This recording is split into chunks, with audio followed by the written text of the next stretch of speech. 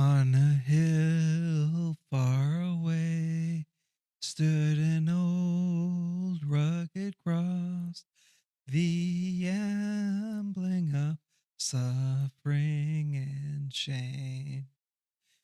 And I love that old cross where the dearest and best for a world of lost sinners was slain.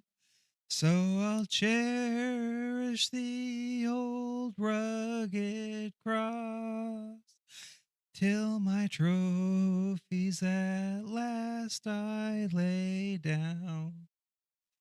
I will cling to the old rugged cross and exchange it someday for a crown. Oh, that old rugged cross, so despised by the world, has a wondrous attraction for me. For the dear Lamb of God left his glory above to bear it to dark Calvary. So I'll cherish the old rugged cross till my trophies at last I lay down. I will cling to the old rugged cross and exchange it someday for a crown. In that old rugged cross, stained with blood so divine, a wondrous beauty I see. For 'twas on that old cross Jesus suffered and died to pardon and sanctify me. So I'll cherish the old rugged cross till my trophies at last I lay down. I will cling to the old rugged cross and exchange it someday for a crown. To that old rugged cross I will ever be true, its shame and reproach gladly bear.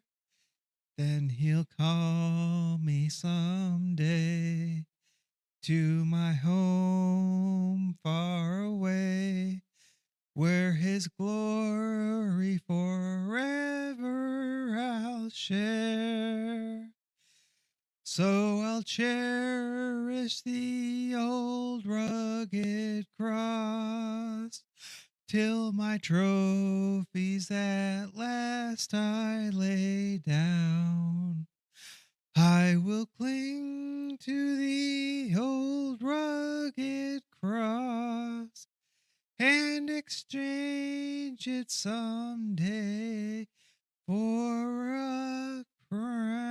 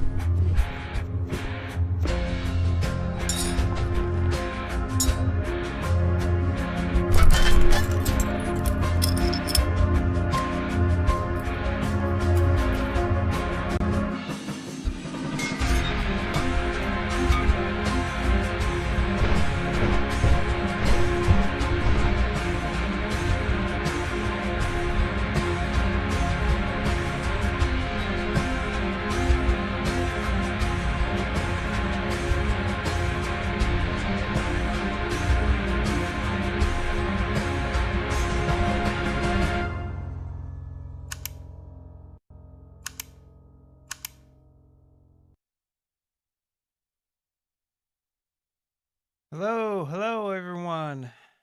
I hope you can hear me. How is everyone tonight? And let me know if I need to turn my audio up a little bit. Let me see.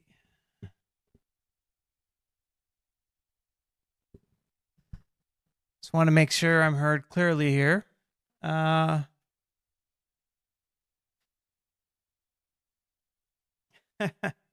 I'm wondering if anyone's going to come in tonight.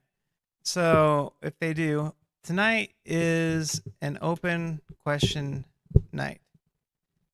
So, it is basically, we'll talk about anything you want to talk about, ranging from politics, current events, to religion. I would invite anyone who disagrees with my already well stated opinions and beliefs to be the first to speak. I'm trying to figure out Microsoft Teams. You can join on the web, and I put the link in the description of this video. And there's also a link pinned to the chat here on YouTube. What I'm hoping for is a discussion with someone tonight. But I don't know if anyone's going to come in. So I'm just going to try this for a few minutes. If no one is going to come in, I'm just going to go ahead and end this and delete this because there's no point in keeping it. But basically what I'm looking for is, let's just let's have a discussion. Let's talk.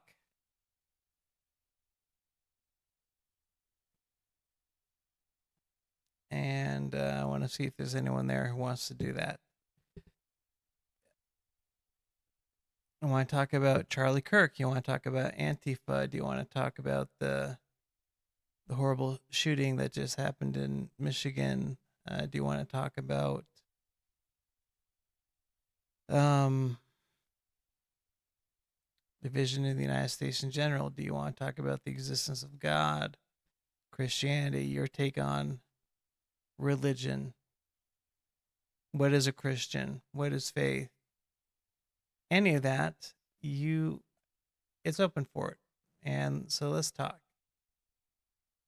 Because I believe talk is the only way, having a discussion is the only way that we can actually get through to someone, to at least understand one another's viewpoints, and go from there. So if anyone's there, I'm just going to wait and see if someone comes in.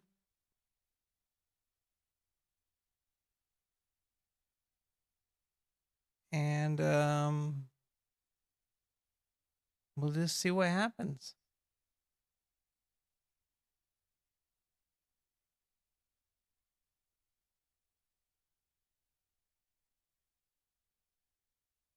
So I find it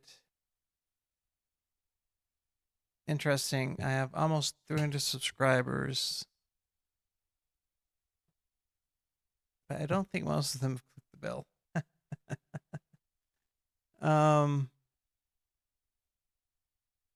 I guess while we're waiting,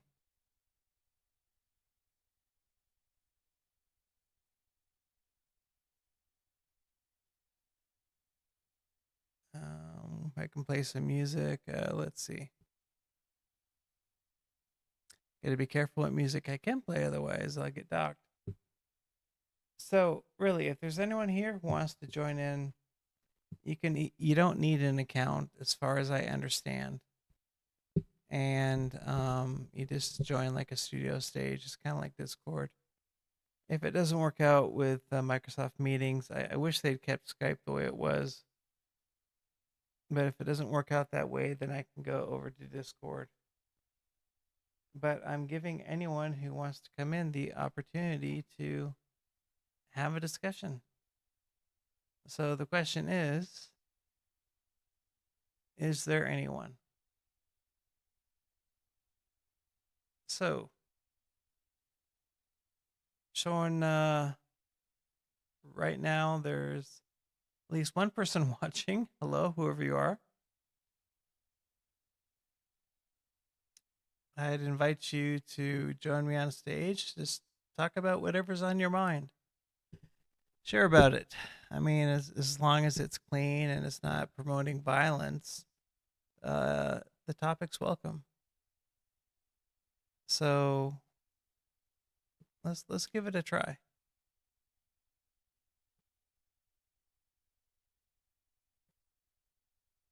And I'm just waiting.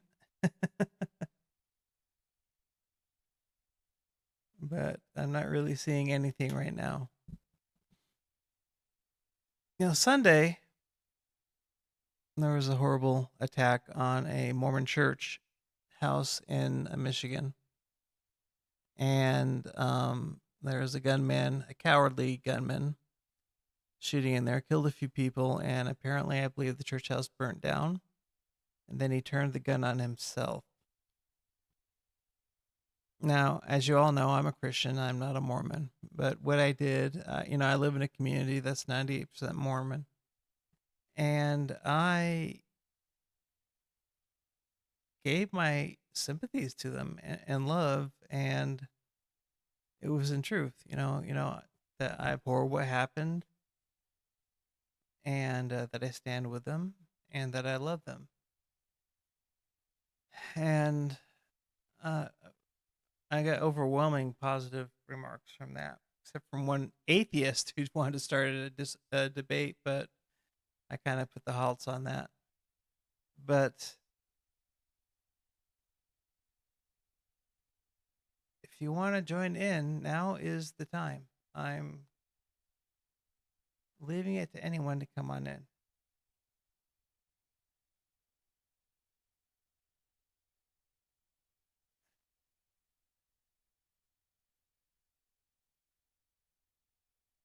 Type this on Facebook that it's live now.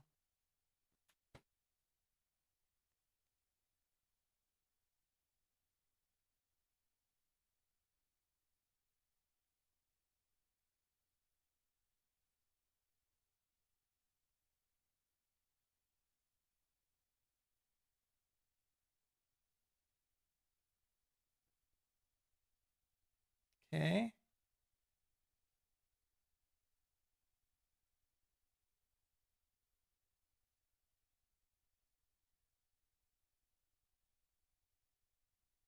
Turn off Facebook because I don't want to be hearing a bunch of dings or anything like that. So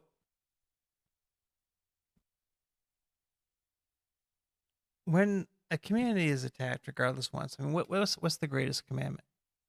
And it's recorded in the Synoptic Gospels, but basically, Jesus said, "Love the Lord your God with all your heart, mind, strength, and to love your neighbor as yourself." And everyone is your neighbor, regardless of whether or not you agree with their viewpoints. We're to love them regardless, even to the point where someone who is actively your enemy, we're to love them and pray for them. And it's the love of God that reaches out. It's the love of God that touches. And although I personally believe Mormon theology to be not correct at all, matter of fact, I believe it leads to a very dangerous place, I still love the people. My original nickname before I changed it to Christian Phil was the number 4 Mormons, because sometimes I'd be accused as being an anti-Mormon because I witnessed to them. But I'm for everyone out there, even the most hardened atheist or agnostic, even the Satanist. I love you, and I want to see you out of the hell that you're in, that you probably can't even see that you're in. So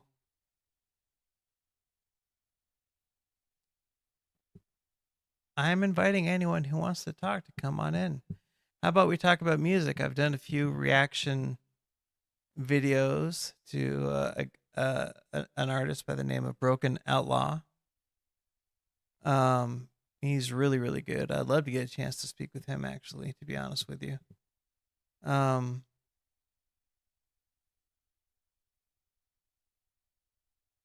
But I'll give this a few minutes longer to see if anyone's gonna come in, and if there isn't, then I'm not gonna sit here talking to myself. That's just not worth it to me.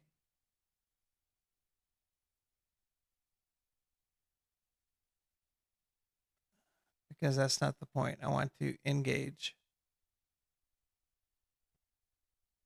If you have something you want to say, if you're sitting at your computer and you don't necessarily want to talk voice, you want to type something in chat, go ahead. You're more than welcome to. But I'm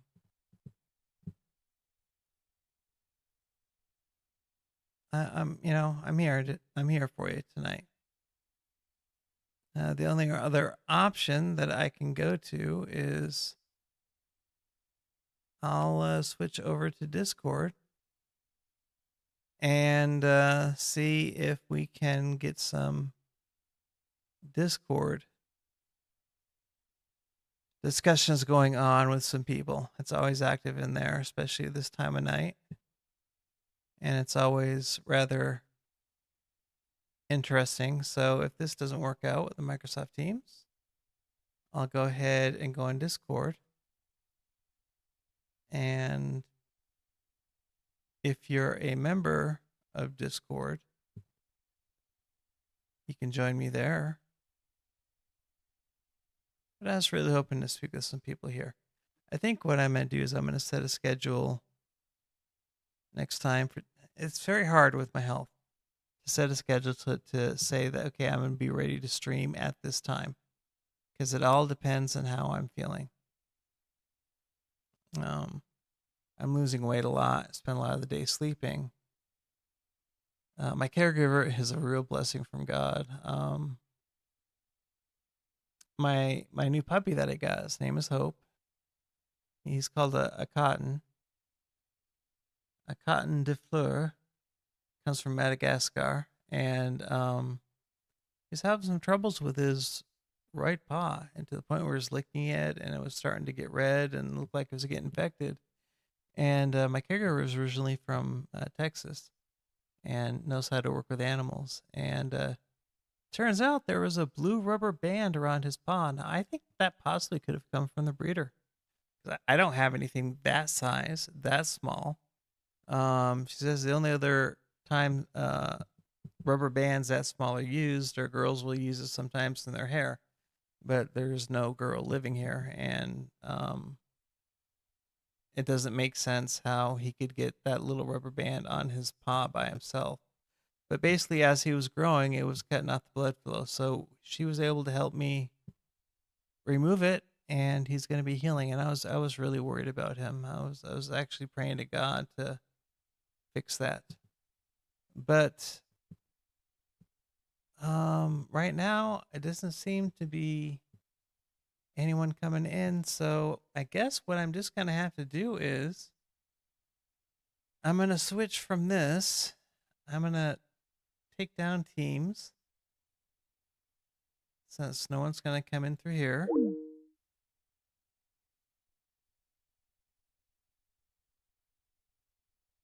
And I'm really disappointed that they removed Skype. It's pretty ridiculous. So let me go ahead. Let's see if I have Discord up. I do.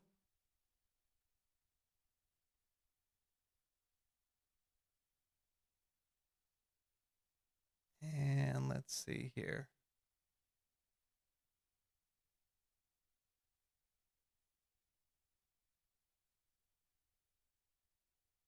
lot of things seem to be hopping tonight. So, okay.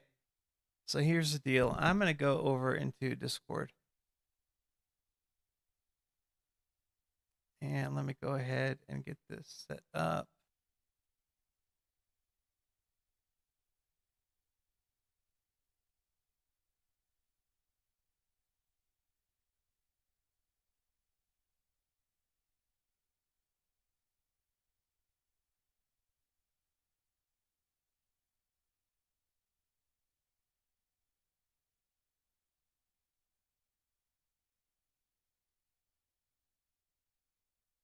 Doing that right now. Then I'm going to go ahead and switch over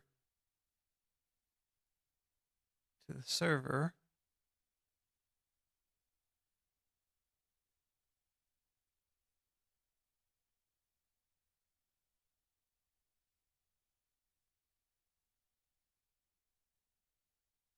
Okay, let me do that.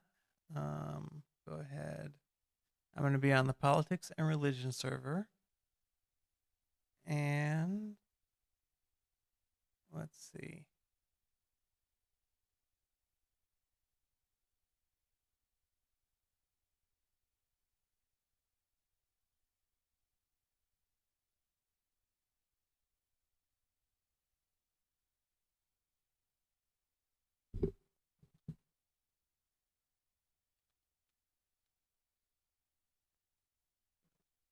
Let me type in.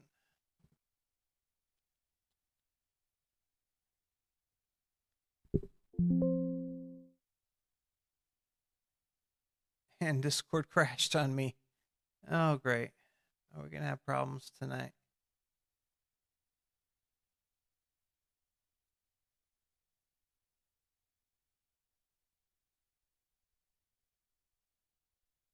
See if I can get some sort of discussion going on here.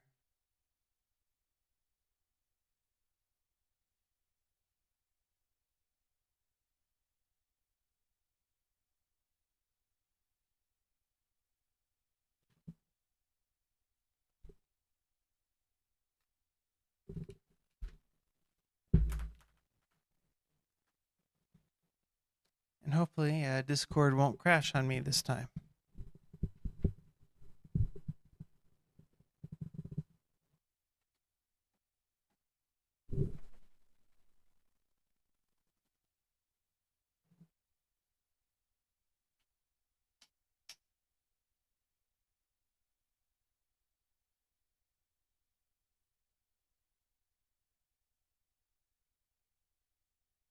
I'll be right back, guys, while I'm waiting to get this all set up.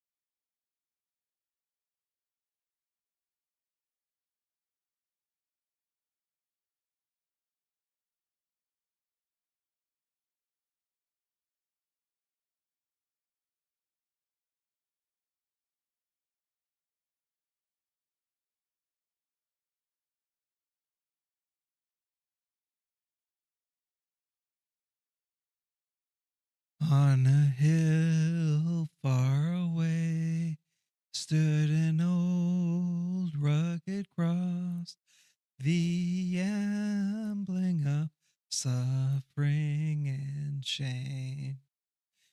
And I love that old cross where the dearest and best for a world of lost sinners was slain.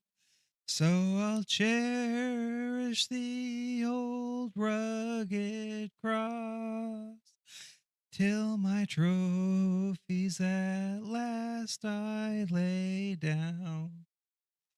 I will cling to the old rugged cross and exchange it someday for a crown.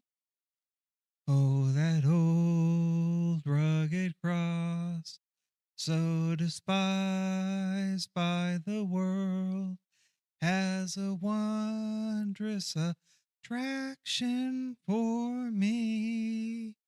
For the dear Lamb of God left his glory above to bear it to dark Calvary. So I'll cherish the old rugged cross till my trophies at last I lay down. Okay, now I am live on Discord, and I set the limit to 1 just because I want to do the introduction right now. And let's see if we can grab some people that want to come in. Again, I am on the politics and religion server. Let's see if I can resize the window so that you guys can see a little bit better.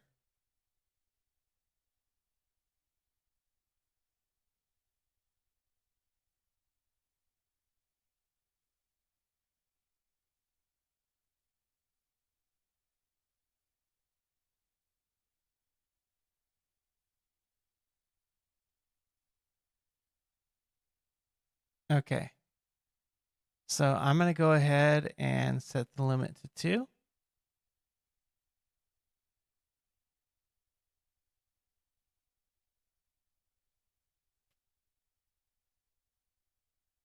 And if it will let me do that.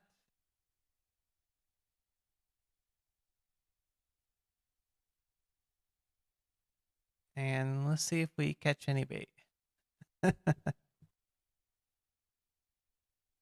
Hello, good evening.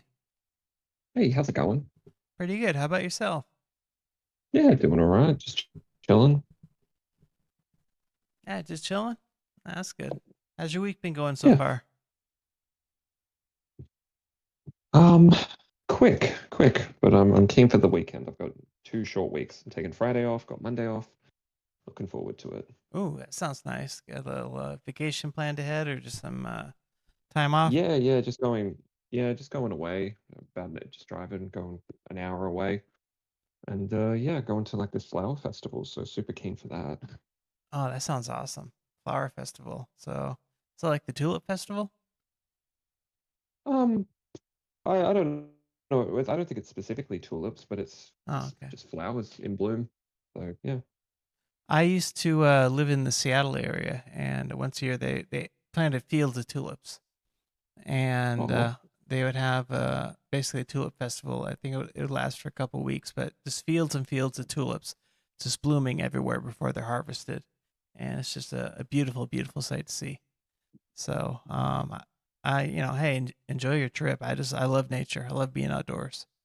So, thanks, man. sounds exciting. So, yeah. Yeah. So, anything on your mind? This room doesn't really have any particular topic. It's just more of a chat type of thing, and if there's anything on your mind you want to talk about, go for Well, it. I was, um, I don't know. I had a lot more energy coming into this room than I do now. I Oh no. was like, I'm gonna say something, and then it's just like, why even bother? I don't know. I went through a massive debate bro phase, and now I'm just like, who fucking cares? It's like, It's like, did I put you to sleep already, man? no, And, no. I don't know. I yeah. don't know. So for I've been me, looking into. Oh, sorry, sorry. let me explain myself. For me, I don't Yeah, I shoot, don't like shoot. to get into heated debates. What I like to do is I like to have conversations Me and too. just go that way because I think debates really get us nowhere, but if we can converse our Yeah, we're ideas just across, you know. yeah, we're just talking to ourselves. You know what I mean? Yeah, exactly. Yeah. So You did you have a personal experience? did I have a what? personal experience, visionary experience A personal experience? Could you be that more converted you? experienced? Oh, that converted me? Well, yeah, definitely. It was a personal experience that converted me, but that wasn't the only reason that I became a Christian. It Okay. was basically the frosting on the cake that did it for me. Okay. The What convinced you? So a lot of things. I was an atheist. Well, I started out as an Mhm, atheist, then I turned Gnostic, and mhm, then I somehow ended up involved in witchcraft. And mhm, I was living on the streets, and I was, part of a. We didn't call ourselves a gang, but part of a brotherhood type of thing. mhm, And saw a lot of stuff on there, but I started questioning just naturalism by itself and morality and some things in my mind couldn't be explained just by naturalism alone. So I mhm, realized there's all these different types of religions in the world. You know, overall 95% of the population of the earth believe in a deity of one sort or another. And mhm, so I decided to start doing my own investigation. I guess you could say that's why I mhm, got into the occult, first of all. mhm, And that really wasn't the answer that I was searching for. And ultimately, I just started examining. So, first of all, archaeological evidence, textual evidence, the evidence in how people's lives were around me, who were part of those religions, um, mhm, how fanciful they sounded, were they backed up, stuff like that. And mhm, the more I looked into it, the more I was drawn towards Christianity, but not more as a belief, but something that, well, this sounds a little bit more true to me, so I'm going to do more research in it. So mhm, then I picked up the Bible and I started reading it, and there were a lot of things that challenged me. And mhm, I wanted to see that, if what was being said in the Bible was true or not. And so I went off and I did some research. Now, I'm 50 years old. Back then, You do not sound 50. You sound like I know everyone tells me that. My birthday, I just had my birthday. It was the 11th of this month. Um, but anyway, so back then, the internet was really, it just started out. So to do my research, I literally had to go to places, go to libraries, talk to people who are involved in these religions, and also talk to the detractors of those religions, what their opposing viewpoints were. And I had to balance out, what seemed more reasonable to me. And ultimately, intellectually, I started to believe that Christianity was the right thing. But there's a difference between in simple belief and then also a conviction and having a personal experience, as you said. And so for me, when I was presented enough evidence, like I said, I talked to people from all sorts of persuasions. I didn't just go to Christians or anything like that. Though I did talk to Christians, I talked to many different people, atheists, agnostics, people from other religions, and basically I decided, well, okay, I think Christianity could possibly be the right religion. I think there really is a God, and I think mhm, there is a personal God, and I do believe that there mhm, is, we're born with a set of morals ingrained into us, a basic set of knowledge between good and evil. And mhm, um, my experience was basically one night I was still actually in the occult and living on the streets. We had a friend who would let us crash at his place every now and then. Um, and I got the great pleasure that night of being able to sleep on the couch instead of on the floor or in an abandoned house. That was like Hilton sweet, man. That was awesome. And but we had mhm, done a ritual that night, And all I can tell you is, for me personally, first of all, there were no drugs involved. There was no hypnotism or anything like that. Um, Mhm. and I just felt this really oppressive weight, and I felt this terror start coming upon me, and it felt like, I know I'm sounding crazy, but like these spirits were crawling, demons were crawling all over me, and I just felt like this call in my heart to just go into this guy's room, which it was against the rules. We were never supposed to go in, but it was around midnight, and I went in there, and as soon as I shut the door, the it was like I went from darkness into complete darkness and terror into complete peace and serenity and light.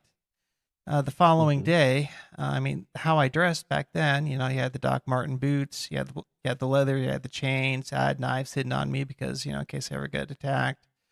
Um, we were just walking Mhm. down the street, and I don't even, we were just talking, chit chatting back and forth. And out of nowhere, he brings up, he says, "Phil, do you think God is really happy with what you're doing?" And turns out was this guy was a Christian who was always constantly praying for me and for the others, friends that I was with. He was never involved in the witchcraft rituals that we did. Matter of fact, something always went wrong when we tried doing them around his place. And that's when I had a personal experience. It was like my spiritual eyes were suddenly opened. I felt the burden of my sin.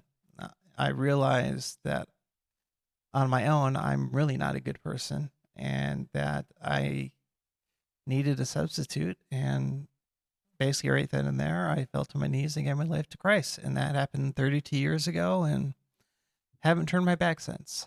So, so yes, Solid, solid. so I did have an experience. I did have an experience, but Mhm. the point that I'm trying to make is my faith in Christianity wasn't based on experience just alone. I'm a very stubborn person. I don't like to believe something just because someone tells me it. So I always do a lot of research. And I also want to say, even after 32 years, I don't have the answers to everything, but to the questions and to the main points of what's really important to me, I do have the answers that are right for me. Mhm. So I guess that's really short form answer. I have a testimony I have a YouTube channel that goes on for 3 hours that tells the whole story. So that's a real short version of it. But Solid. but Okay. so that's how I became a Christian. Short and sweet. Cool, cool, cool. So how about you? Are you atheist, Cool. gnostic, Yeah, or? pretty pretty much agnostic, atheist, or deist, depending what flavor of I don't believe, but Hmm, there may be. But I used to be a Christian, but then just didn't have that personal experience. Didn't looking at counter arguments, things didn't make sense. hmm. And praying for personal experience to make it make sense, and nothing happened. Yeah. Well, for me, it's not always personal experience that gives me the answers. And to me, there's a difference between, like I said at the beginning, between belief and having a personal relationship. I mean, to believe in something doesn't necessarily mean that belief is true, but I honestly believe that I have a personal relationship with my creator, far stronger than I do with my two daughters, my parents, my sister. And it's something more of a heart thing. So it's not just something in my head, it's something in the heart. And one of the things that I do is I've kept a journal throughout the years of all the prayer requests that I've made of God. And every time He's answered that prayer, I've written it down, given the date, the explanation how it was answered, and when I'm going through the rough times, I can actually see it.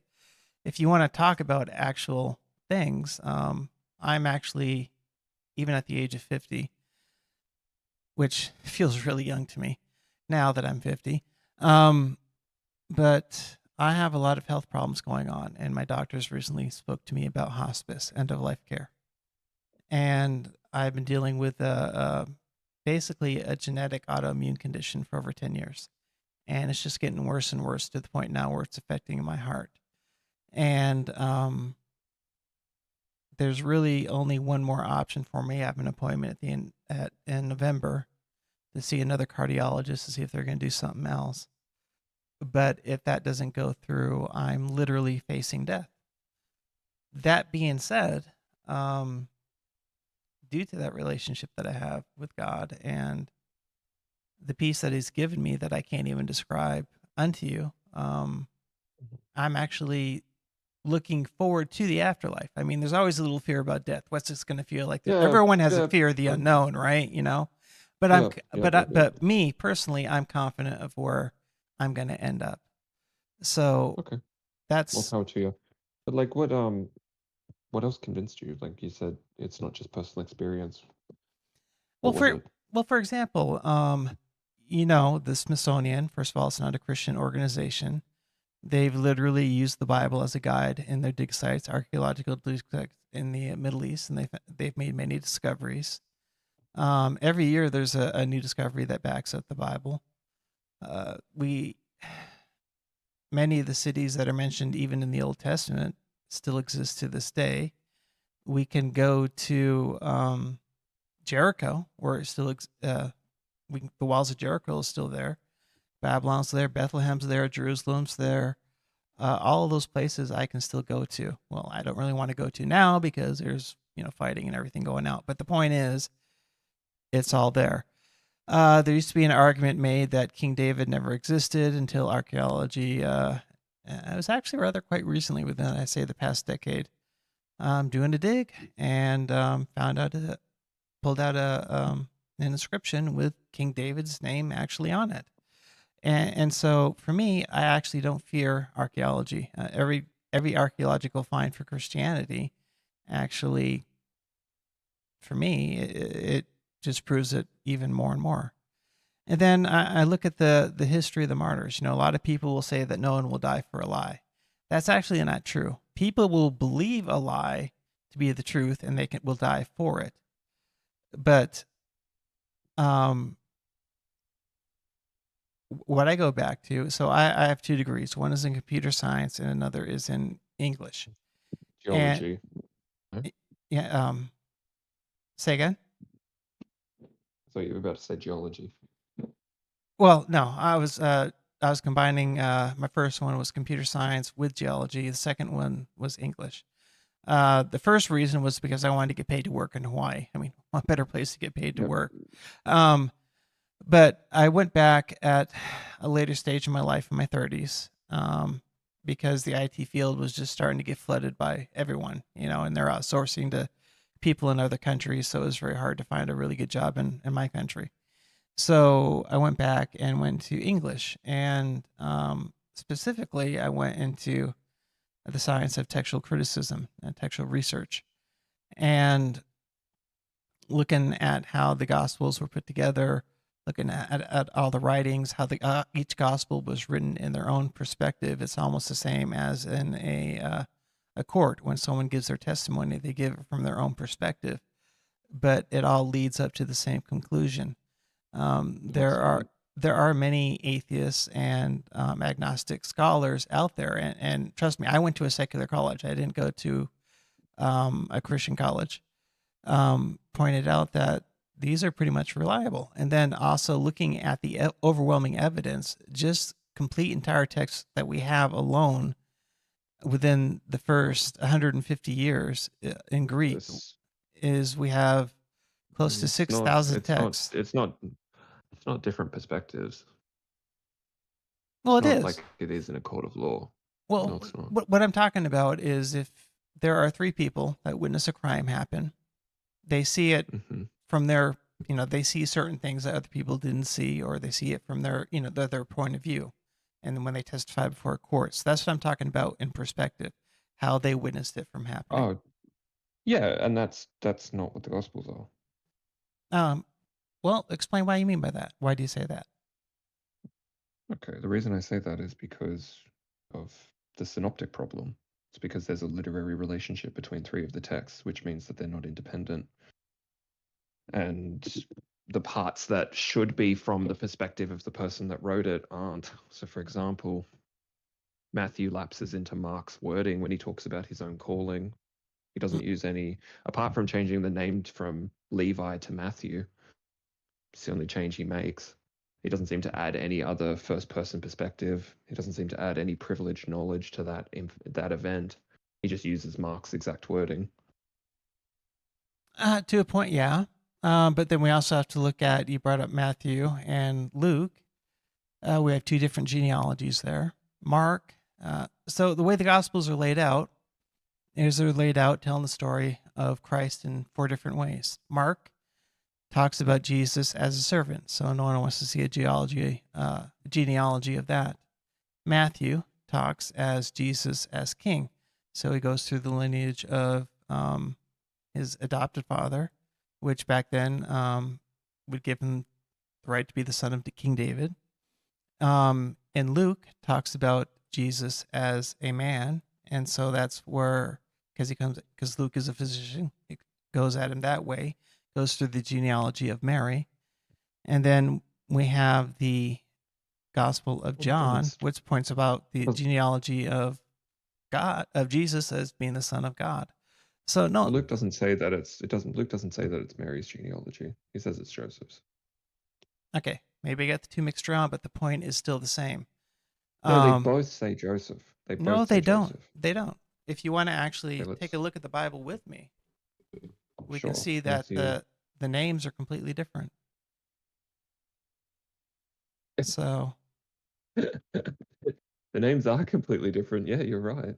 Because they're going through a different line of genealogy. One is through Mary, and the other is through Joseph. No, I would just say that they're contradictory. Well, you're saying it's contradictory, but that's why we have in the Old Testament all these genealogies. So and so begot so and so begot so and so, and all that, etc.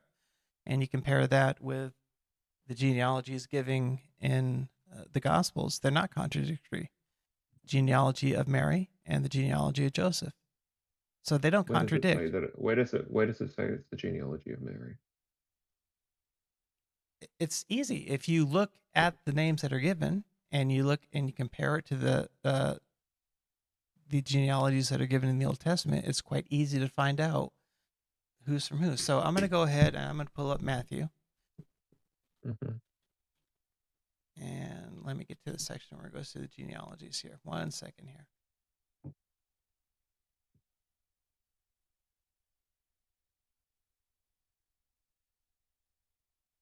And I apologize. My internet is running really slow tonight. At least my connection to it is. Okay. So yeah, start Matthew chapter 1, verse 2. Starts off with Abraham, Isaac, and all of that, and goes up into David. Skip all the way down to verse 16. Okay. Skipped all the way down to verse 15. 15, Eleazar, Mathan, and then Joseph, the husband of Mary. So let's go to Luke from there. Okay.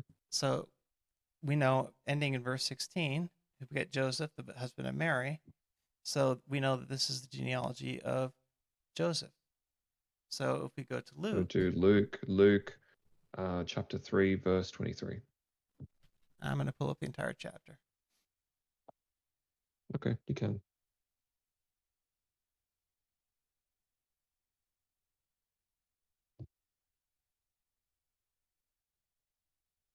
Right. So if we go into, this is where the adoption comes in. Jesus became adopted by Joseph. So, but the genealogy itself, let's go back to it.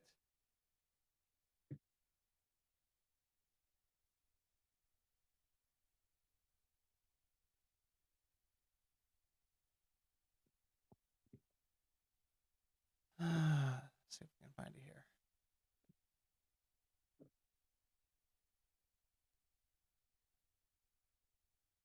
But the issue that I want to talk about is there was the issue of adoption, and even that was practiced in Rome. Have you ever seen, for example, the movie Spartacus,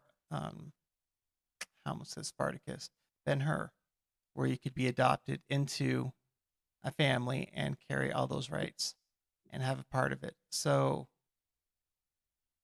when it says Jesus, the son of Joseph, yeah, he was the adopted son. So adoption was part of it. So there is no contradiction there. Okay, there's no indication that this is Mary's genealogy.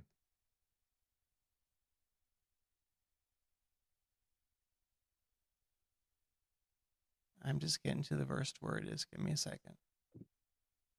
Okay. Okay, genealogy of Jesus starts in Luke 3:23. Being as was supposed, okay, as was supposed, the son of Joseph, which was the son of Heli. I thought blah blah blah blah blah blah. Now we're going all the way down.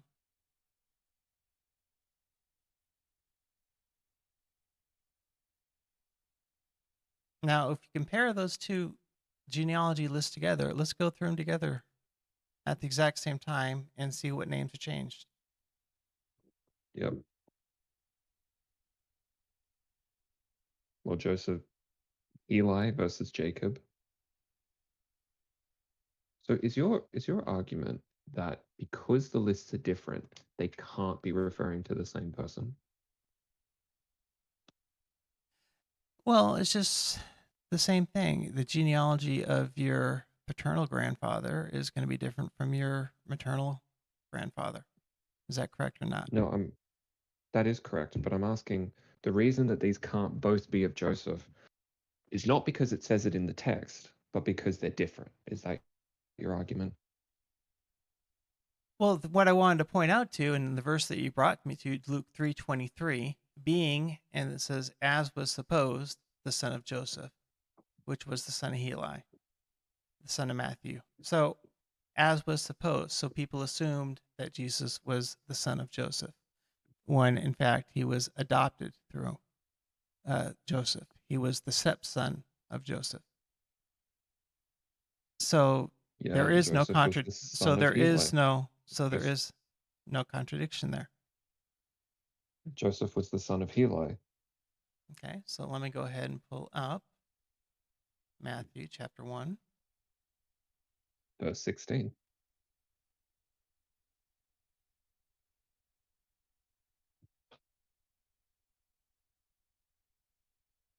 Matthew 1:16, and Jacob begot Joseph, the husband of Mary, whom was born Jesus, who is called Christ. Okay, that's the end of it. That's talking about Jacob. So let's go at the beginning. So Matthew chapter 1, verse 2. Abraham begot Isaac. We know Abraham, Isaac, and Jacob are the patriarchs of the Jewish faith. Okay, Jacob was all later right. So renamed starting with, Israel, right? I'll read Luke and you read Matthew. So Okay. who's after, who's after Jacob in Matthew? Okay. So after Matthew, after Jacob is Judas and his brethren. I have Perez. Okay. And then here, Judas begot Perez and Zerah of Tamar. Oh, sorry. I have to read it backwards. I apologize. It's Judah, then Perez, so those two are right. And then Next, Zerah of Tamar. I have Hezron. Okay, so here's the difference. Then we have Perez begot Ezram. Ezram begot Aram. Aram begot Aminadab. Aminadab begot I do Nasan. Nasat begot Salmon. Salmon begot Booz of Rechab. Bo- Boaz Boaz, begot Obed, Obed of Ruth. Jesse, David. David the king begot. And mentioned Solomon, then Rehoboam, Abiah, I've got Nathan, Asa, Mataha, Mena, Malaya, Eliakim, Onam, Joseph, Judah, Simeon, Levi, Mathat, Joram, Eliezer, Joshua, Elmadam, Kosam, Adi, Melchi, Neri, Yaltiel, Zerubbabel, Resa, Joanan, Joda, Josek, Simeon, Matthias, Math, Nagai, Esli, Nahum, Amos, Matthias, Joseph, Janai, Melchi, Levi, Mathat, Right. Eli, Joseph. Right. So we have some similar names where they came from in the beginning, but then it starts diverging. So we have a listing here of two different genealogies. So is your argument that because the genealogies are different, they can't both be from Joseph? I'm arguing that they're both two genealogies. One is from Joseph and one is from Mary. Yeah, but why can't they both be claimed for Joseph? Um, so are you familiar with the Jewish tradition that it goes through the female instead of the male, the man? So, for example, if I was to marry a Jewish woman, I would have to convert to Judaism. What's And then does it come through the male?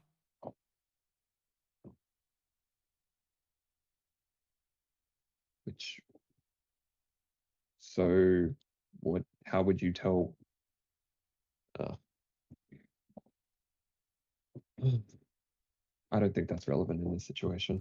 It is relevant in the sense that it goes all the way back to Okay, the prophecies of which Christ in the Old Testament. So we had the first one okay, mentioned. which one's Mary's? Well, first of all, Genesis chapter 3. Does a woman carry a seed or an egg?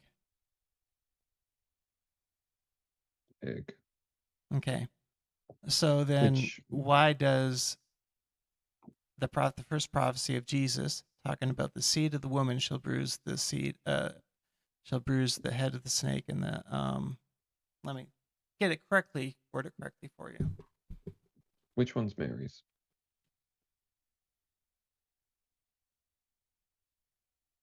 So for example, I'm going to go to it here. It says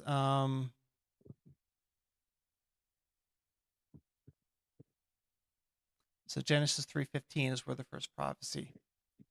The woman Which which and between which one's thy Mary's? seed and her seed. You're asking me to go answer questions. I'm trying to go back to it. I'm trying to answer it, and you're interrupting me. So which question do you want me to answer? I want you to answer which one of these genealogies is Mary's, and how do you tell that? You tell that by comparing it with the Old Testament, the Torah and the Tanakh. So if we look at Matthew,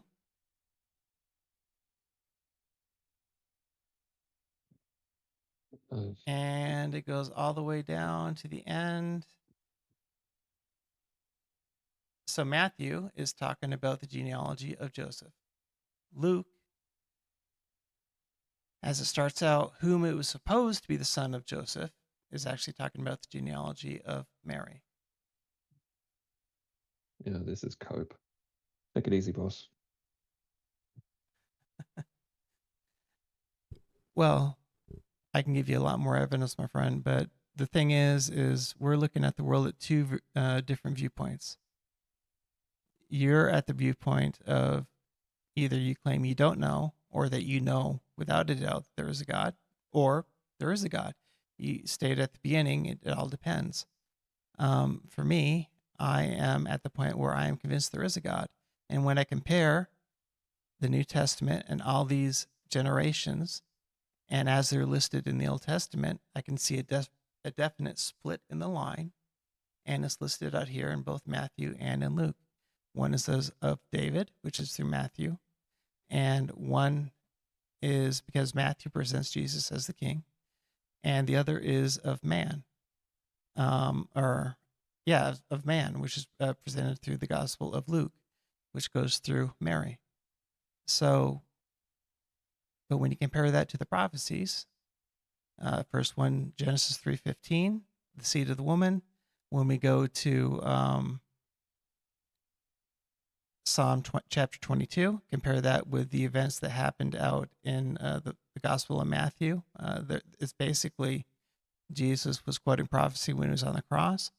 When we go through the multiple prophecies in Isaiah, when the fact that there's over 130 prophecies fulfilled by Jesus Christ alone, just even fulfilling 30 of them, the mathematical possibilities of that, mathematical scholars that PhDs have gone through is beyond impossible for even just that few of them to be fulfilled, but they've all been fulfilled. So you're calling this just rubbish or my interpretation or a contradiction in the Bible. But what you're not doing is you're not comparing what was said before with what's going on now. And as we were reading through the generations, we just started talking. You said the names, I said names. We saw a clear divergence.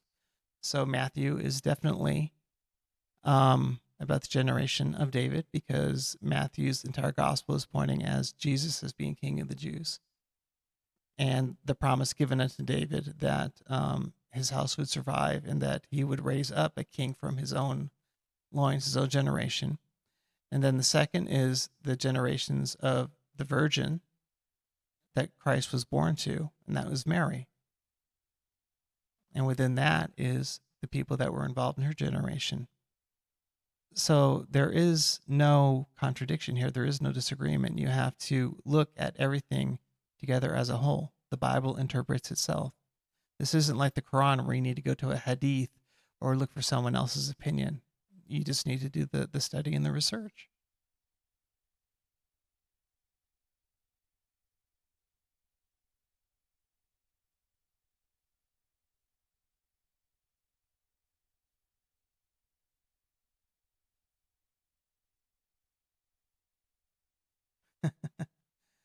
And of course, he left. And I was not looking at my Discord screen when he was in there, but he didn't want to listen to the evidence. And that's just basically the way it is that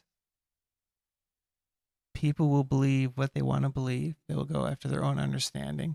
There's a scripture that I love in the Bible. It says, the foolishness of God.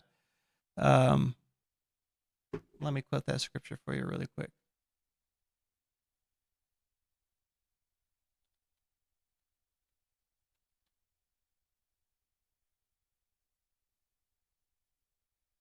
Yeah, because now this is obviously God's not a fool, but it says, because the foolishness of God is wiser than men, and the weakness of God is stronger than men. That's in 1 Corinthians chapter 1, verse 25. And the whole point is what I was trying to point out, and obviously he must have left the room much earlier. But when I told him you compare it through the Old Testament, and I gave him the answers, and it's right there, right in front of you. That's why the Old Testament goes on and on about who begot who begot who begot who begot who. Do you realize that the harlot and the town of Jericho and the walls came down? She's actually in the genealogy of Jesus. Ruth was in the genealogy of Jesus. These are people who weren't Jews, but made a choice for God. So this guy who calls him, he couldn't even define if he was an atheist or an agnostic or a deist. This guy's a fool. He's trying to be a god of his own life, and he's trying to pick apart things. And he won't listen to the evidence, but instead make up excuses for himself. And that's the sad part. And honestly, my heart goes out to him. Because in the end, he's going to realize one day what a fool he's been. And unfortunately, because he made that choice, he's going to pay for it for the rest of his life. Eternal life. He's going to be eternally separated from God.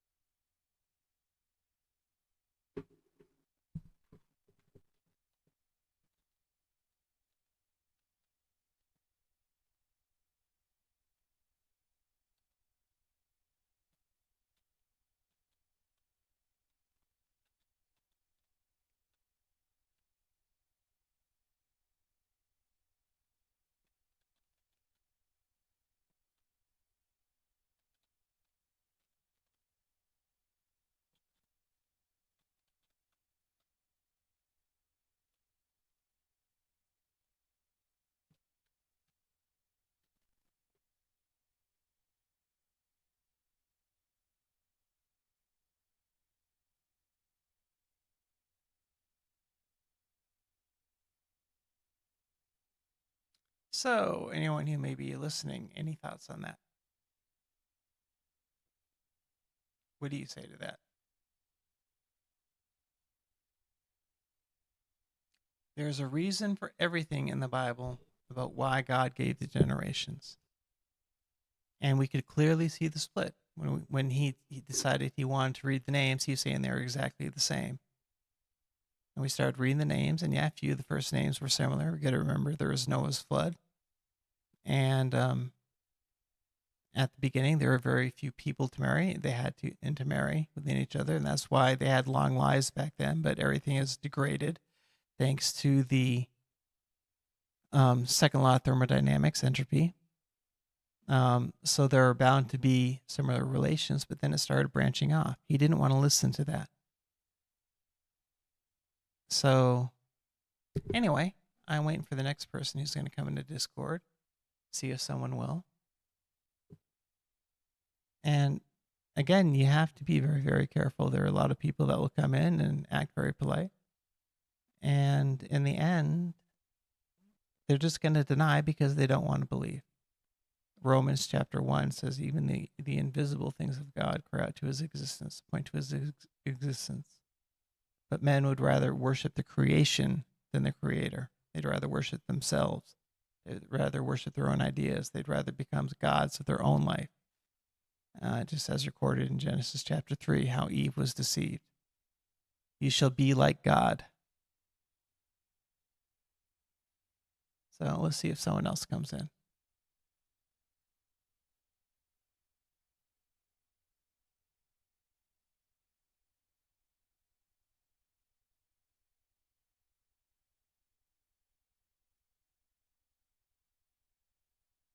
I see my little buddy up there.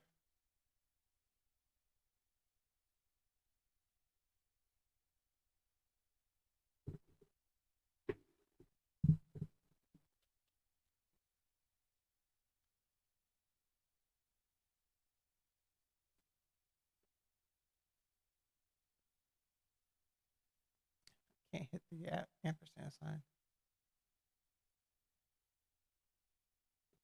I don't want this room. There we go. Let's see.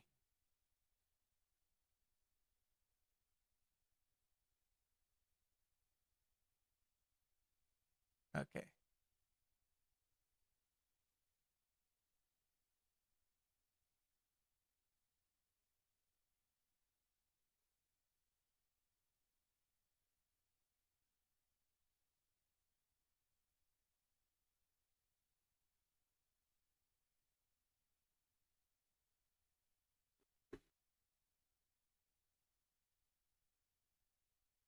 But yeah, this guy just didn't want to wait around for the answer. I'm actually wondering if he was a Muslim.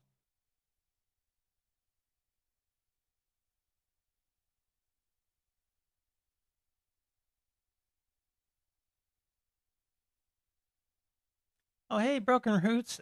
Good to see you, my friend. Yeah, that's how the world works, sadly, and that's the way it is. Man, I listened to that intro video, that short that you posted today.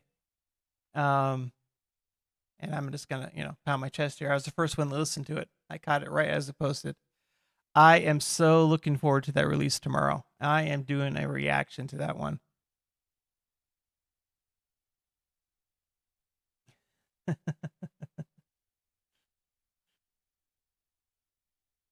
But just waiting for more people to come into the room. If anyone else should be, it's usually pretty lively this time of night.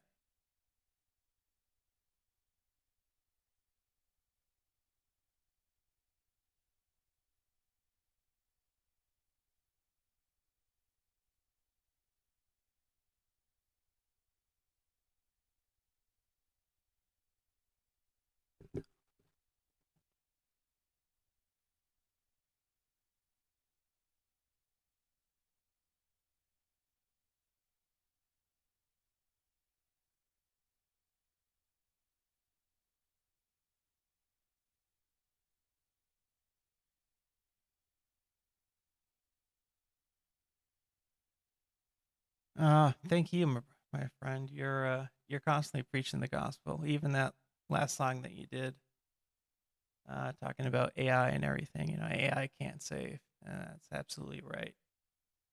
I read in the news today that Elon Musk is coming out with a Grok version of Wikipedia. Regardless, it's man's opinion all being put into that. So AI is just a regular chatbot. So that was actually a really good song. I know you're kind of questioning it, so felt kind of sad that I couldn't do a reaction to it, but that was a good song. Good song. So I don't know. There's a lot of rooms that are filled with people. I don't like going into rooms that are filled with people. I like to have one-on-one discussions. Okay, here's a religion debate. Gary Kafur. Anti-theist, pro-choice gamer, feminist. And okay, gay Kafur. So okay. So it looks like there's a possible one I can go there. Should I go into that room? See what he has to say?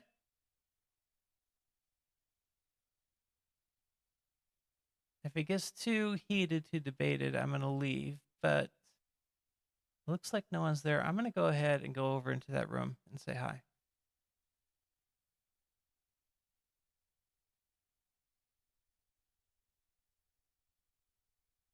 Hello, sir. Are you there?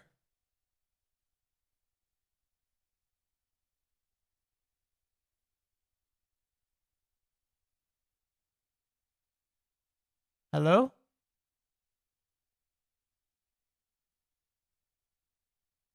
Are you there, my friend? Can you hear me?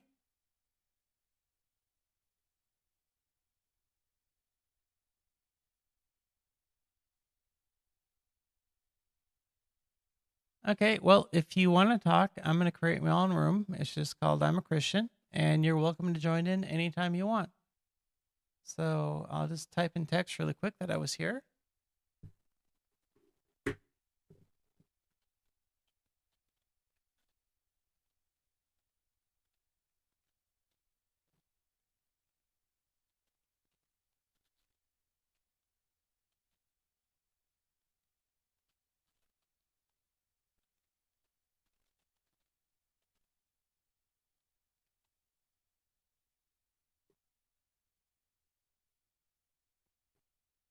Okay, so I'll go ahead and disconnect from that and go ahead and create my own room again.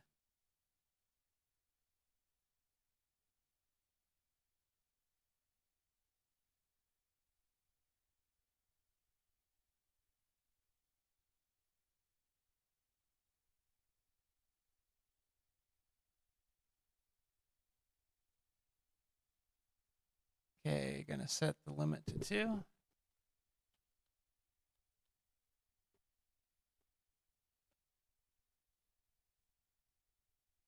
Okay, so I always want to do one-on-ones. I don't like getting into these huge discussions with all these people and all their different viewpoints because it gets too chaotic. See if there's anything else. No. Christian chat, Vane. This guy's deafened and muted, so if I went in there, he wouldn't hear a thing. Faith Breakers, there's already 2 people in there.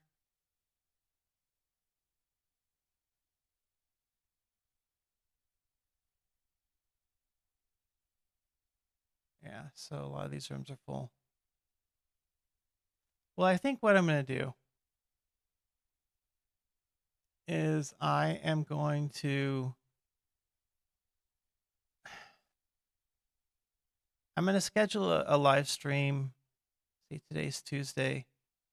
I'm going to schedule it 2 days out for Thursday. Set a time for it and pray that I'm healthy enough to make it.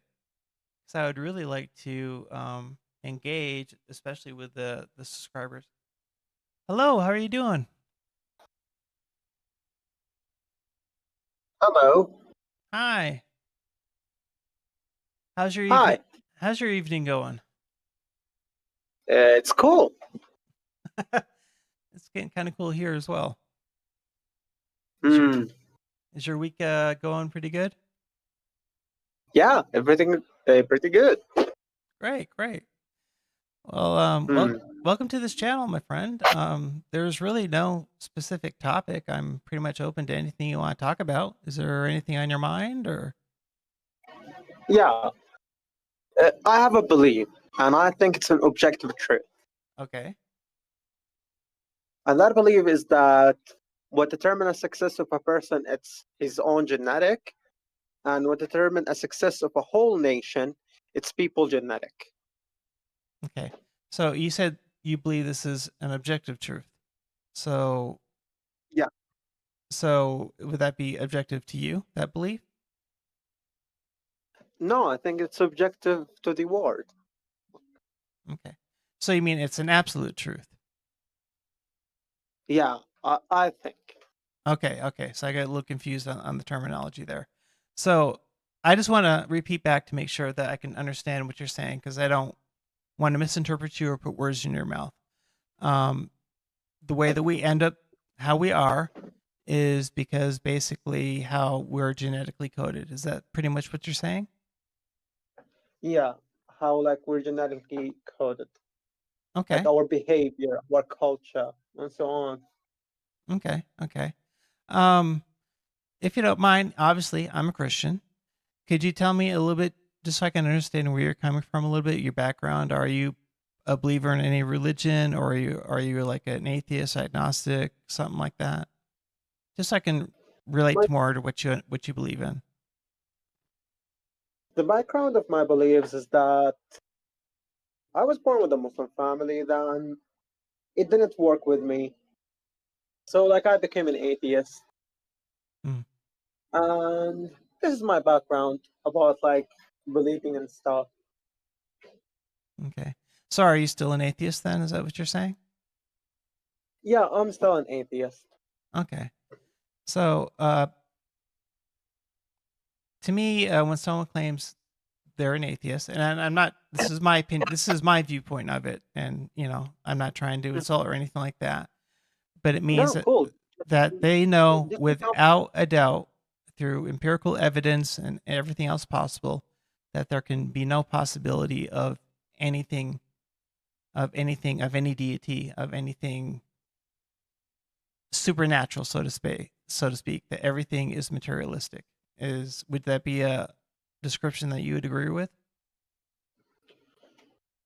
mm, not necessarily. Not everything is just like material. I think like my belief is that like that yeah, there is no deity, and I think people created deity like for compensation for like their bad stuff. Like, let's give an example for in India, and in Indian country, they would call themselves a Brahmin, and they would be the highest people. Or are we talking? But there's a lower, and there's a lower. I don't know. Is that like Hinduism? Is that what you're talking about? I'm not too familiar with India and that part of the world. Um, I just like if to summarize it, I just like seeing that religion is just a compensation for Okay. people's life. Like just you compensate, Okay. believing in God and believing that there's a higher deity, and when you die, it will give you an eternal life. It just sounds to me like compensation. Okay. Trying to find an explanation for good and evil, and a hope beyond the grave, that type of thing, instead of just basically annihilation after death, right? Yeah, so that's kind of what you're Mm, saying. yeah, you would just be dead Yeah, like after that. There's no evidence. no consciousness, nothing. Would be as if you never existed. You don't even have knowledge of who you are. You'll just disappear, that type of thing, right? But while we're alive, we try to Uh, make up explanations for that. Something else. Is that what you're trying to say? yeah, yeah. Okay. Yeah, that by definition is actually materialism. Um, that Mm. basically everything came together from. Well, first of all, do you believe in the Big Bang, or that the universe had a beginning? No, no, I don't believe in the Big Bang. I don't believe in all of this stuff. Okay. So what do you believe, that the universe always existed? The thing, to be honest, like I don't care how the universe, how did it existed, because I believe that me, I didn't made to know how the universe got created. I'm just like an individual living. Hmm. But Like I don't have the knowledge. I didn't like. I didn't made for that. I made for survival. right, right, and we're actually, if we compare ourselves to the animal kingdom, we're probably the weakest creatures of all the world, but we have the largest brain, right? So we have our intellect as an advantage. Um, Hmm. so so in science, it is recognized that the universe has a beginning. There is um, lots of, say, for example, a lot of background radiation from what they call the Big Bang. We can constantly observe that the universe Hmm. is continuing to expand, and it's going to expand forever. But We have mhm, Einstein's theory of general relativity, which has been proven out to 5 decimal points, which includes space time. They combine them together. Um, all that type of stuff. You can not go faster than the speed of light. In a sense, you can time travel if you could ever get, partially that way. Then we have also the two laws of thermodynamics, which is the first law is that energy can't be created, and the second law is of entropy, where basically the universe is going to still experience a cold death. Everything, because heat always flows to a colder object because the universe is always trying to balance itself out. So we can actually know, mhm. just by those facts alone, we can, with the universe expanding, we can roll back time to a point to know that there was a beginning just by using simple logic that way. But actually, using math, we can actually prove it out that there actually was a beginning. But like, isn't that like a hypothesis? No, not, well, no, not necessarily. So when we talk about science, there's okay, the general theory. Okay, so I'm gonna make up a theory right now. My theory is that in 2 days I'm going to meet a very beautiful woman, and because I'm so handsome and attractive and rich and all this stuff, that she's going to marry me. Which, to be honest with you, the opposite is true. Um,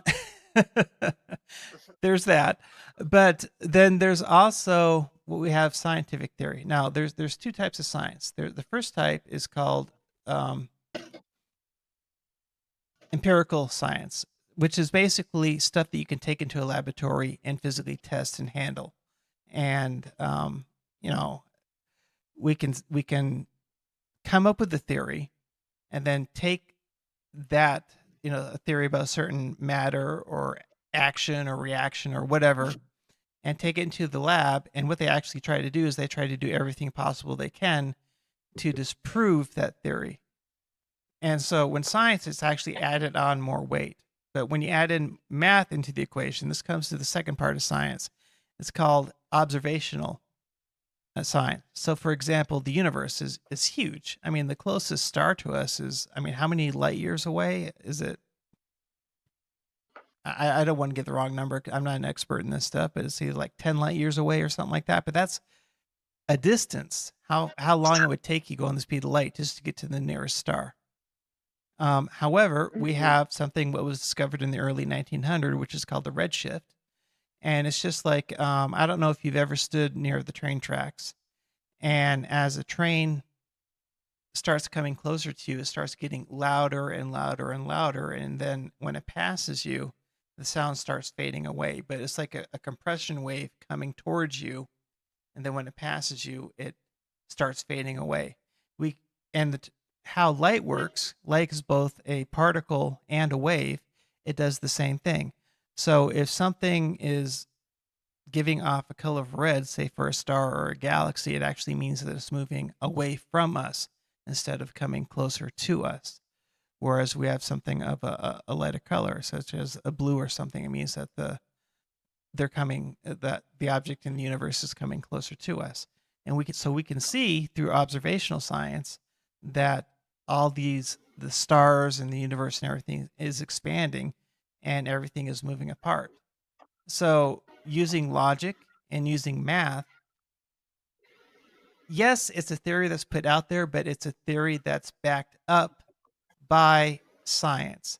Now, where it gets queasy is through the law of general relativity by Einstein. Time cannot exist without space, without matter. So, for example, the Earth, even the universe itself, is space. Time cannot exist without it.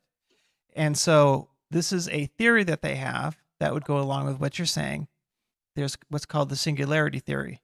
So they use an equation, a mathematical equation. And mathematics is universal. It doesn't change wherever you go. It's a universal language, basically, almost like music is a universal language. T represents time. And when t equals 0, we have no idea what anything looked like, nor do we have any idea, if you put t equals negative, put whatever number in there. Basically, you're saying no time is existing at all whatsoever. And they say the universe came into being from this singularity. But the point is that can't happen unless time is involved. Even a millisecond, even just blinking your eyes really quick, that still takes time. But if time does not exist, how can something called a singularity suddenly explode and begin the universe that we have now, that we can, through science, see had a beginning and is continuing to expand and to grow? So that part is just a theory. I would say that is more faith-based than anything else, because that's not something empirical. We can't take it into the laboratory. We can't test it. We can't observe it. We can't even imagine what it looks like. So there are two different ways of looking at those things. You understand what I'm saying? Yeah, like I understand that if there should be a universe, there should be a beginning. Like, yeah, I understand your point, but I don't know. Well, I mean, if the universe was here forever, I mean, the law of thermodynamics is foundly, I mean, it's firmly, it's not a theory. It is an actual law that's been established. If the universe was here always and there was never a beginning to it, we'd already be dead. Because, as I said before, if you put an ice cube into a warm environment, it's going to melt into water, because it's always going to, the heat is always going to move towards the cold, because nature is always seeking a balance. So if the universe always existed, then you and I right now would not exist, because it wouldn't be able to hold light. Matter of fact, we wouldn't even be able to see the stars. And that's something I would encourage you to look into on that. Don't take my word for it, but actually look into it. The stuff that I tell you, I say this to everyone: please don't take my word on it. Look into it for yourself. I don't want anyone to just take my word on something.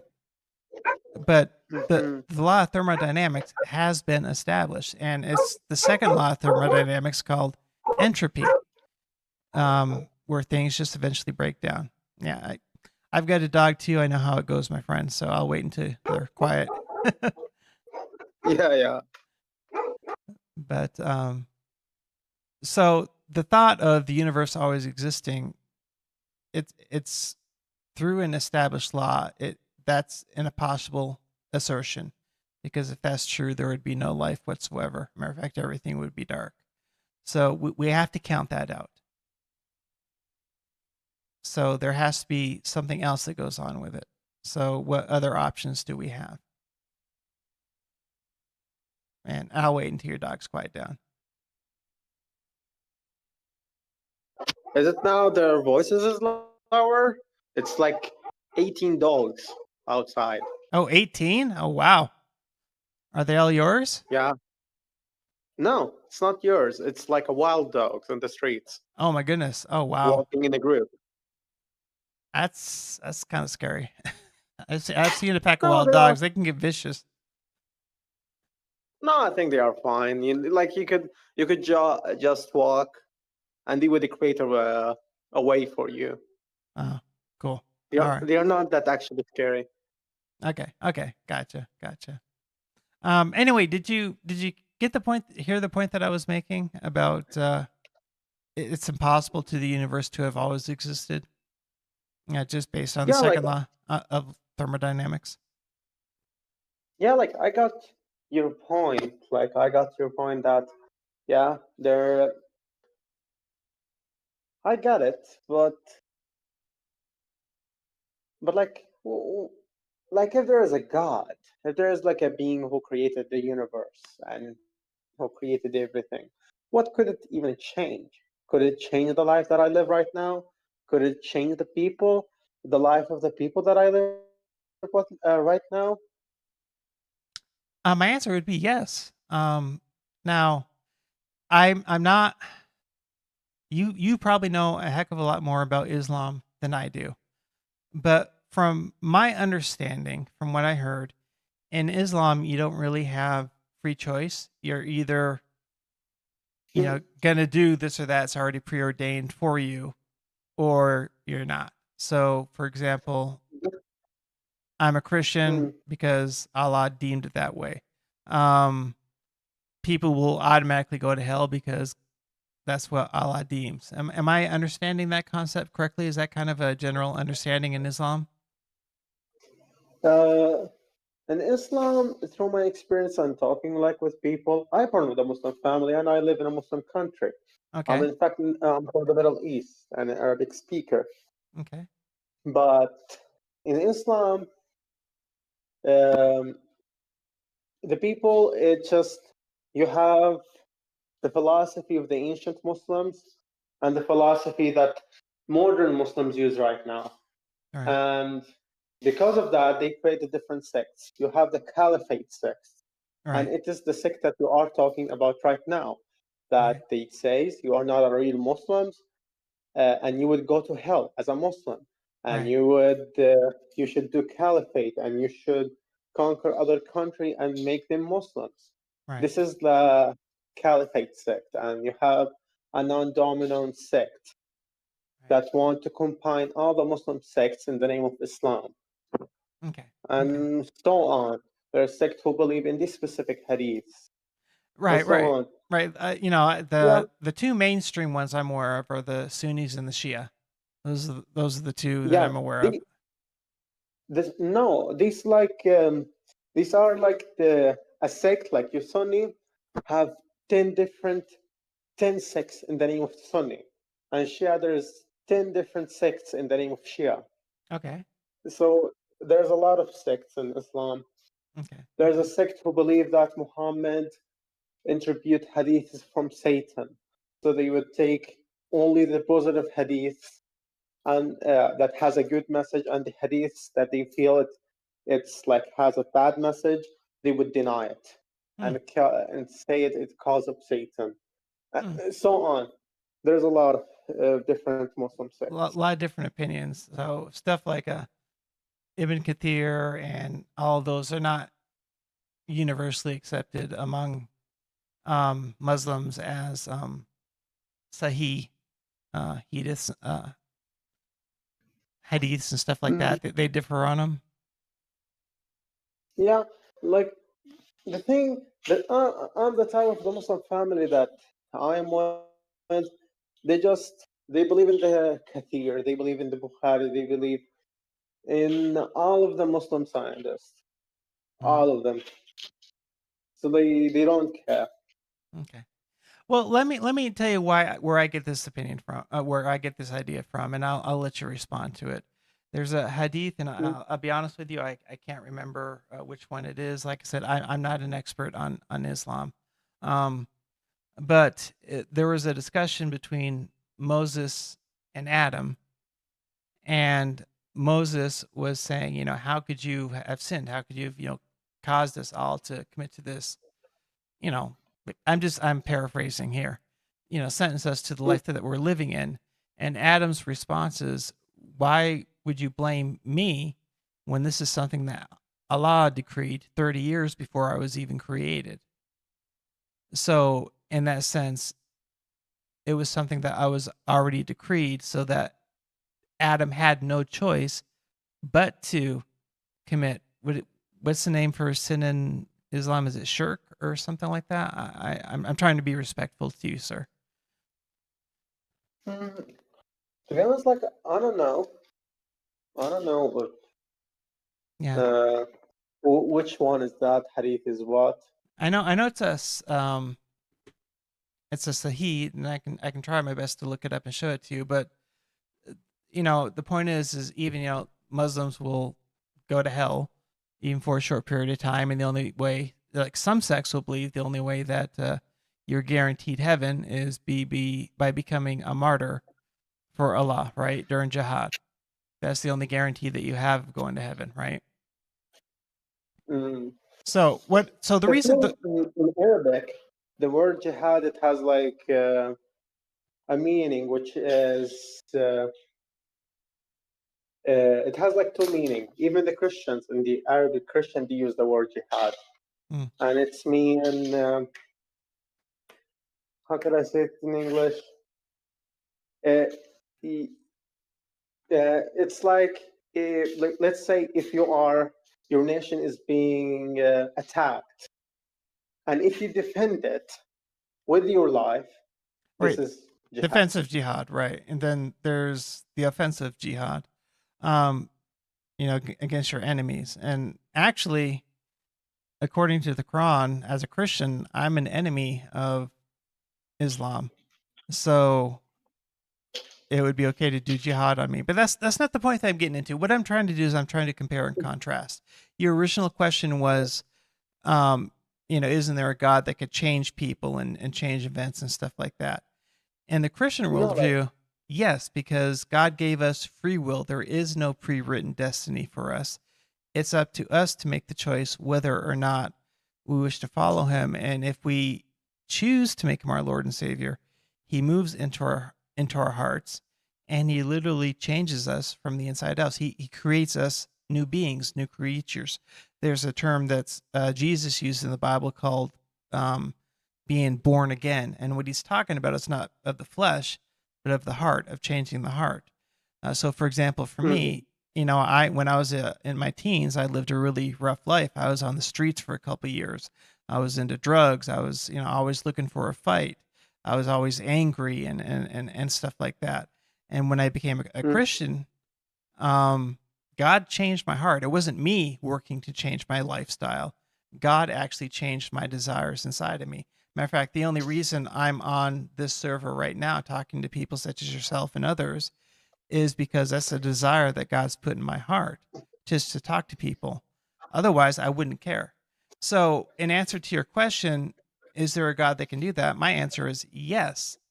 And I believe that's the Christian God.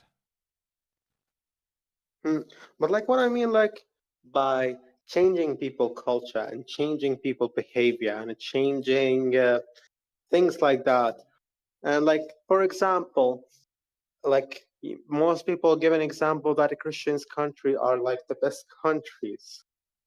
But like if you look at the Republic in Congo, it's a Christian country in Africa, and they do bad things. They do a lot of crimes. They have bad behaviors. Oh yeah. Well, I live in America, and America is supposedly a Christian country, but actually it's full of sin. There's fornication going on. There's a lot of violence happening. There's a lot of stealing going on, and we're supposed to be a Christian country, right? So you ask a good question, why doesn't God allow it? And what it comes down to is the word sin. So from my perspective and the way that the Bible teaches it is when God created everything, it was perfect. In the end of when he finished created everything, it says, the Bible said, God saw that everything was good. There was no death.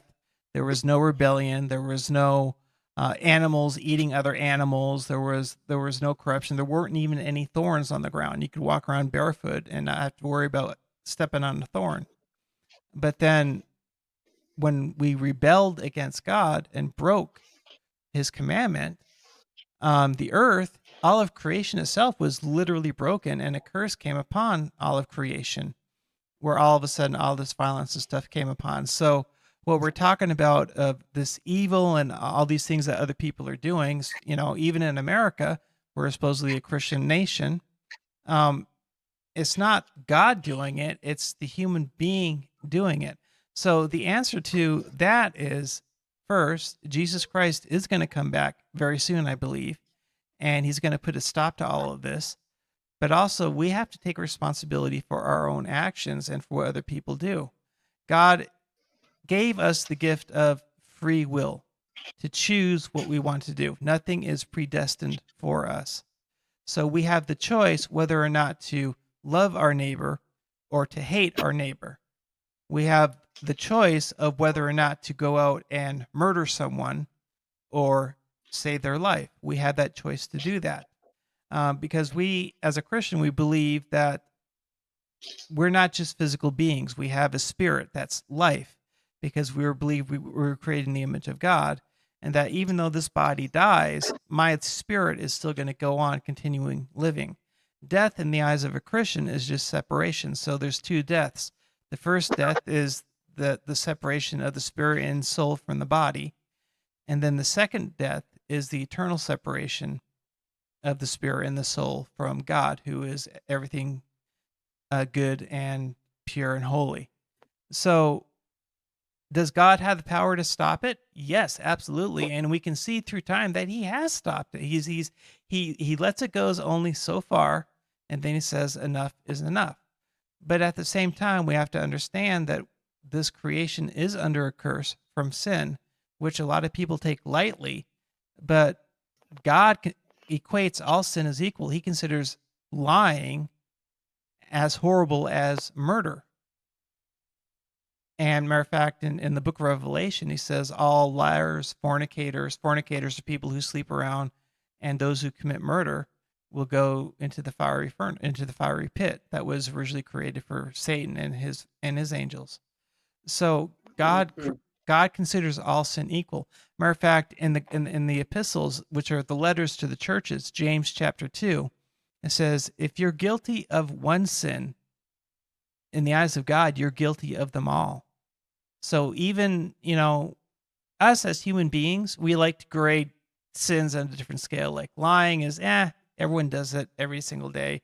It's nothing compared to adultery or to stealing or killing. But when we look at a God, at a being who is infinitely perfect, infinitely holy, infinitely good, there can be no grading system of, okay, well, this sin is less than this other sin. Matter of fact, the Bible says there's only one sin that's unforgivable, and that's blasphemy of the Holy Spirit, which literally is the rejection of Jesus Christ. So I think what I'm understanding, and I know I've talked a long time, I'm going to give the floor up to you. I'm just trying to answer your question from a Christian viewpoint. From my understanding, from your background, you come from a place where there is no real free will. Everything's already written out for you. I mean, even, I don't know if it was written in one of the hadiths or in the Quran, but it says that on your, and I'm not trying to be crude, but it says on your penis, the name of every woman you're going to sleep with is written on. I mean, it's already there.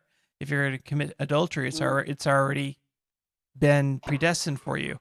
The Christian viewpoint is nothing is predestined for us. We have absolute free will. It's up to us to make our choice. And the reason being for that is God, what's a more pure love? Either you're forced to love God or you choose to love God regardless of the situation that you're in. So I'll go ahead and give the floor to you. I apologize for speaking so long. I was just trying to give my viewpoint as a Christian. So, like, my situation that I live in my country, a Muslim country, the people, they are normal. It depends on the people who believe in the religion. Like, we have Caliphate Muslims, and if you are from a Caliphate family, they would usually be extreme. Mm-hmm. But the average other Muslims, They usually go drinking beer. They don't care if they can drink beer. Um, they do like normal stuff like if their son is working, you're not forced to fast. If you're studying, you're not forced to fast. Um, and it's okay. Women doesn't wear hijabs. They wear whatever they want. If they want to go out and wear it, they would wear it themselves. Mm-hmm. So like it depends on like the people. It's not Right. the one who believe. It's not the religion itself. It's the people who believe in it. Through my experience, Okay. then like for example, I would see a Muslims who are like pretty extreme and idiot. Like Mm. I can see them, they are idiot, and they would talk in an idiotic way, an annoying way. Mm. But at the same time, I would see other Muslims who would talk in a way that is differently. He would Okay. talk more peaceful. He was sending his message peacefully, and so on. And he doesn't restrict it anyone. Right. He It's doesn't like force anyone. right. It's like I will never say that every Muslim is a terrorist. Never say that. Matter of fact, I have quite a few Muslim friends. I actually have a ministry with a Muslim country in the Middle East. I work with a group of Christians there, and also have dialogue with some Muslims there. Some of them are, as you described, that are very, very, very strict. But then some of them are also very relaxed, or the term I would use would be liberal, in that type of sense. I'm actually trying to learn their language so I can relate to them better. And so I am familiar with one country, but I know that all the different Islamic countries out there, they're not all the same. For example, Pakistan is nowhere like Afghanistan, or Saudi Arabia is a lot different from perhaps Jordan or something like that. There are differences, right? Yeah. Definitely. So, okay, let's go back to your original point that basically we are the way that we are because of basically our genetics, how our brains are formed, our Yeah. personality, it all comes from that, right? Um, Yeah. so the reason I brought up the universe, the beginning and stuff like that is because it actually comes to a very important point. It's What is it? it's a proven fact that the universe has not always existed. That's agreed on 100% by scientists. It's a proven fact by the second law of thermodynamics. It's impossible. The first law of thermodynamics states that you can't even create new energy. So energy and entropy, which is chaos, is constantly running in our lives. It's basically things are running down. Clothes wear out, shoes wear out, all that kind of stuff. That's entropy. That's the second law of thermodynamics. We can't create any new energy. We can use the resources that are already there, but we can't create anything new. So we know for a fact that the universe couldn't have always existed. So we're left with the only other option that we have, and we can do that through the observational science I was telling you about, is that the universe had to have had a beginning. So, I mean, logically, if we think about it and going through the science, those are really the only two options that we have. Either something always existed, the universe always existed, which we know is false, or it had a beginning. Those are the only two options that we have, really, unless you can think of another one. Mm-hmm. And So like, go ahead. I think like I'm between both. Between, oh, there might be a God who created the universe and everything, and the second thing that I am in, that I didn't made to know who created the universe. I Right. didn't made to know who did all of that. I'm just someone who's like made for survival. I'm Right. made like to survive this life. Well, for the moment, let's say there is no God. Let's just say, for example, there is no God, okay? But the Mm-hmm. universe still had a beginning, okay? The universe still had a beginning. So the theory goes about, after the Big Bang, you had these initial stars formed. They're called type 1 stars, which, by the way, no one's ever found. And whenever a star explodes, these heavy metals were created, like iron and carbon, all that kind of stuff, and new stars are formed. So with the explosion of all these new stars, eventually all these heavy materials and water and all this stuff coalesces. Many scientists are fond to say that we are actually, and I'm talking atheistic scientists. I'm not talking about agnostics or deists. That we are children of the stars because everything that we're made of comes from the stars. It comes from the material that was created during the Big Bang. So I'm not even talking about a God right here. That I'm just saying the universe had a beginning somehow. All right. So not in a purpose. So going along that way, which the reason I bring that up is that kind of sounds a little bit to me, kind of how you're describing it a little bit, that you're not saying that a God, you've literally said, I'm not saying that a God created everything. So right now, just for the sake of argument, I'm throwing God right out of the picture, but accepting the fact that the universe had a beginning, that it somehow began, and we are the result of stardust and literally chance, that basically eventually somehow all these molecules came together. These enzymes formed in a pool of water, and eventually we turned into single cell organisms, and eventually advanced to where we are now. So that's the mainstream explanation of without a deity involved, how we came to be. So, what are your thoughts on that? There was like no deity, but like, yeah, there's a beginning. Yeah. Would you agree with that kind of explanation? I'm not grilling you. I'm asking you for your opinion. For me personally, it wouldn't bother me that much. Yeah, if I know that there's someone who created the beginning of the universe, but I'm living. It wouldn't bother me that much, and the reason is I'm the kind of person who would enjoy the process of living. Mm-hmm. Like I would enjoy the joy or the happiness or anything, Right. and I would enjoy the suffering. I would enjoy the process of things, Right. process of living. So it wouldn't really bother me if I lived without knowing who created the beginning. Okay. So you're open to the possibility of a creator, not knowing who Yeah. it is. You're open to the possibility. So you're not saying that there was no creator. I'm just please, I'm not trying to repeat myself, and I'm not trying to be insulting. I'm really trying to understand where you're coming from so I can give you a good answer or a good response. That's all I'm trying to do. So let me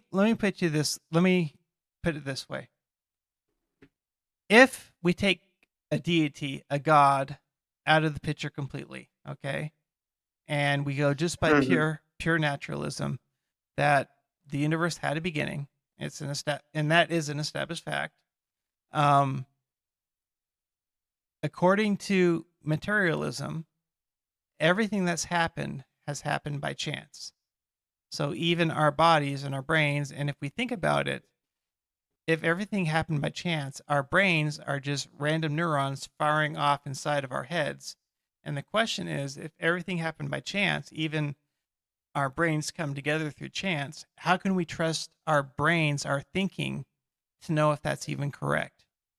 If there was nothing behind that put that together. So like if I threw a bunch of stuff into a mixing bowl, and through random chance, say a toy airplane came out of it, how would I know that the airplane would actually fly? I mean, how can I trust it? It's just something that happened by chance. That's what materialism leads to. Because it's everything is done by chance. So how can we even trust our own reasoning, our own thinking? The other hand of that is if there is a deity and there is a God that created something, then that means that not only did he create the universe, but that he also created us. Therefore, we can have a trust in our thoughts. So, for example, you and I both know the difference between good and bad, right? You were talking about the different sects of Islam that are there. You're basically talking about hypocrisy. You know, some follow the Quran really strictly, others don't. The same thing is in Christianity. I have to admit, some people call themselves a Christian but live as if they never were. But what I'm saying is that if God actually was involved in the creation process, then he was involved in creating us individually. And therefore, that means we have the ability to know right from wrong. If everything happened naturalistically, there is no right. There is no wrong. It's just basically you live to enjoy life and you do whatever it takes to survive, even if it harms someone else. Because morality, what's good and evil, you make up your own morality. What applies to you is called moral relativism. It's relative. It's only related to you. So, for example, you may believe that it's wrong to kill someone or murder someone, but in another culture somewhere else, they may believe it's absolutely fine. And if there is no absolute truth, that's what I'm talking about. If morality, if all it is what we make up, then that's actually kind of a contradiction. That's actually, it breaks the law of non-contradiction, because if we look at math, 2 plus 2 is always going to equal 4. But we all know instinctively, I think both you and I agree on this, that it's wrong to steal, right? Yeah. And I think both you and I agree that it's wrong to commit adultery, right? That's true. And I think you and I would both agree that it's wrong to go out and murder someone, right? Yeah. And here we are. We're from basically the opposite sides of the world. You're over in with all the Islamic countries are, and I'm over here on the other side of the world. You know, the Atlantic and Pacific Ocean on both sides.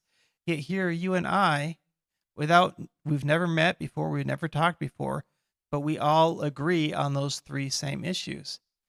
And if we look worldwide, it's pretty much that type of morality is pretty much the same for every culture.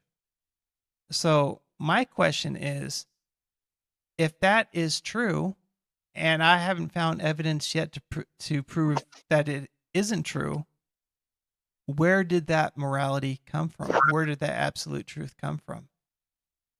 They might be coming from religion. Most like there's a possibility that the morality that we always use in everyday life usually come from religion, because like religion is just everywhere. It's just in Africa, it's everywhere basically.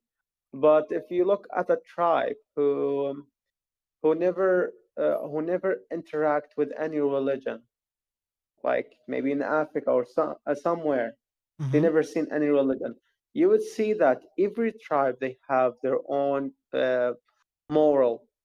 There's some African countries or some not African, let's say tribes.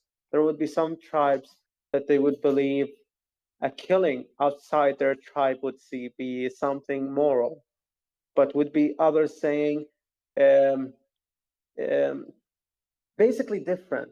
So we might be like basically sharing the same morals, maybe because we had our morals and our culture usually uh, our morals, they might be because of religion, the Well, morals that we use right now.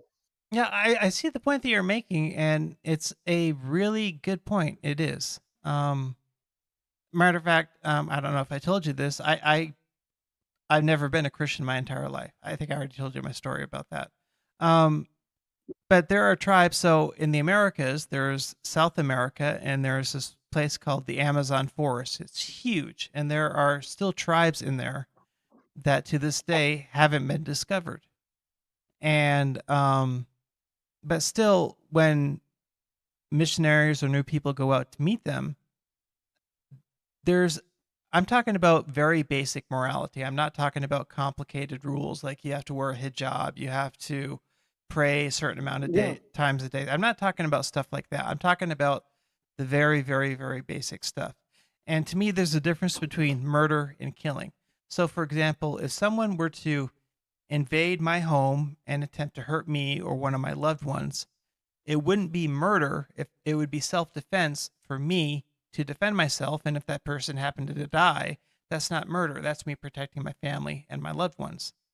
So also, if you're protecting your nation, so when nations go to war, you're doing it to protect your nation. That's not murder, even though you're killing someone else. You're doing it to protect your nation. That's actually something that God actually approves of to protect. But when I say murder, I'm talking about going out and killing someone because you literally hate them, or you just have some really negative reason, no other reason other than just this emotional, I want to kill for either I hate this person or I'm going to kill because I get pleasure out of doing it. That's the difference I'm talking about between killing and Yeah. murder. So that's where I draw the line. So when I say murder, I believe that every culture is against murder. I'm not talking about killing. I'm talking about the act of murder. Does that make sense? Hmm. Yeah, that's true. So, It does. yeah. So for me, I see that in every society. And I'm talking about the very basics of morality. And to me, maybe you can explain it, but to me, there can't be an explanation for that unless there is a God who put that basic morality within our hearts to know between right and wrong. Hmm.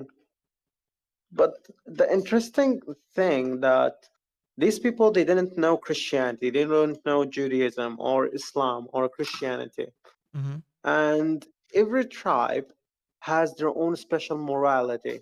Mm-hmm. So we might be like the same. We have like all the nations in the world, all the cities who we had historically a lot of interaction together, and we shared our beliefs together. We might have the same basic moralities, like about killing, about these things, because we had it from religion.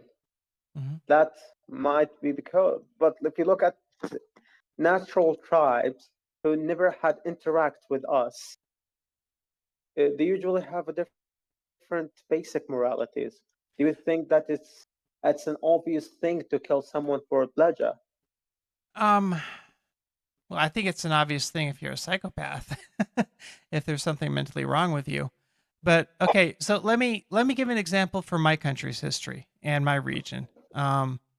So when before the United States was, when it first started out, it started out as 13 separate territories, and it was basically on the east coast of the United States, and everything to the west, it was either owned by Spain or it was wild country, and there were numerous tribes out there, and they all had their sets of morality. They all had their own rules that they lived by. But even then, when they started encountering other people, that you had some tribes that, for example, the initial, I don't know if you've ever heard of the Pilgrims, but they came over in the 1600s, and they weren't going to survive the first two winters without the help of a couple of tribes of the Native Americans there. They helped them out. But at the same time, there were other tribes that felt that these pilgrims, these people, were invading their land. So, in defense of their land, they were going out and killing them and attacking. And it was also approving of their bravery. Another example I would give is in South America. I told you before about the Amazon and all these tribes that haven't been contacted. This is a true story that happened last century in the 1900s. There was a group of missionaries that went out there and met this tribe for the first time, and this tribe killed every single one of them. Killed every single one of them. The wife of one of the murdered men decided to go there again and meet them a second time. And once they were able to understand each other, speak a basic language, get that understanding together, the tribe understood that, hey, we're not here to take over or to kick you out or anything like that.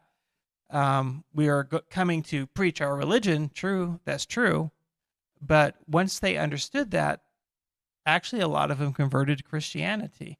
So what I see, I think maybe the difference between you and I about the killing and stuff like that is, yeah, there are a lot of tribes that haven't had the civilization benefits that we've had, like, Islam, Judaism, Christianity, and, even, like the Greeks and stuff like that.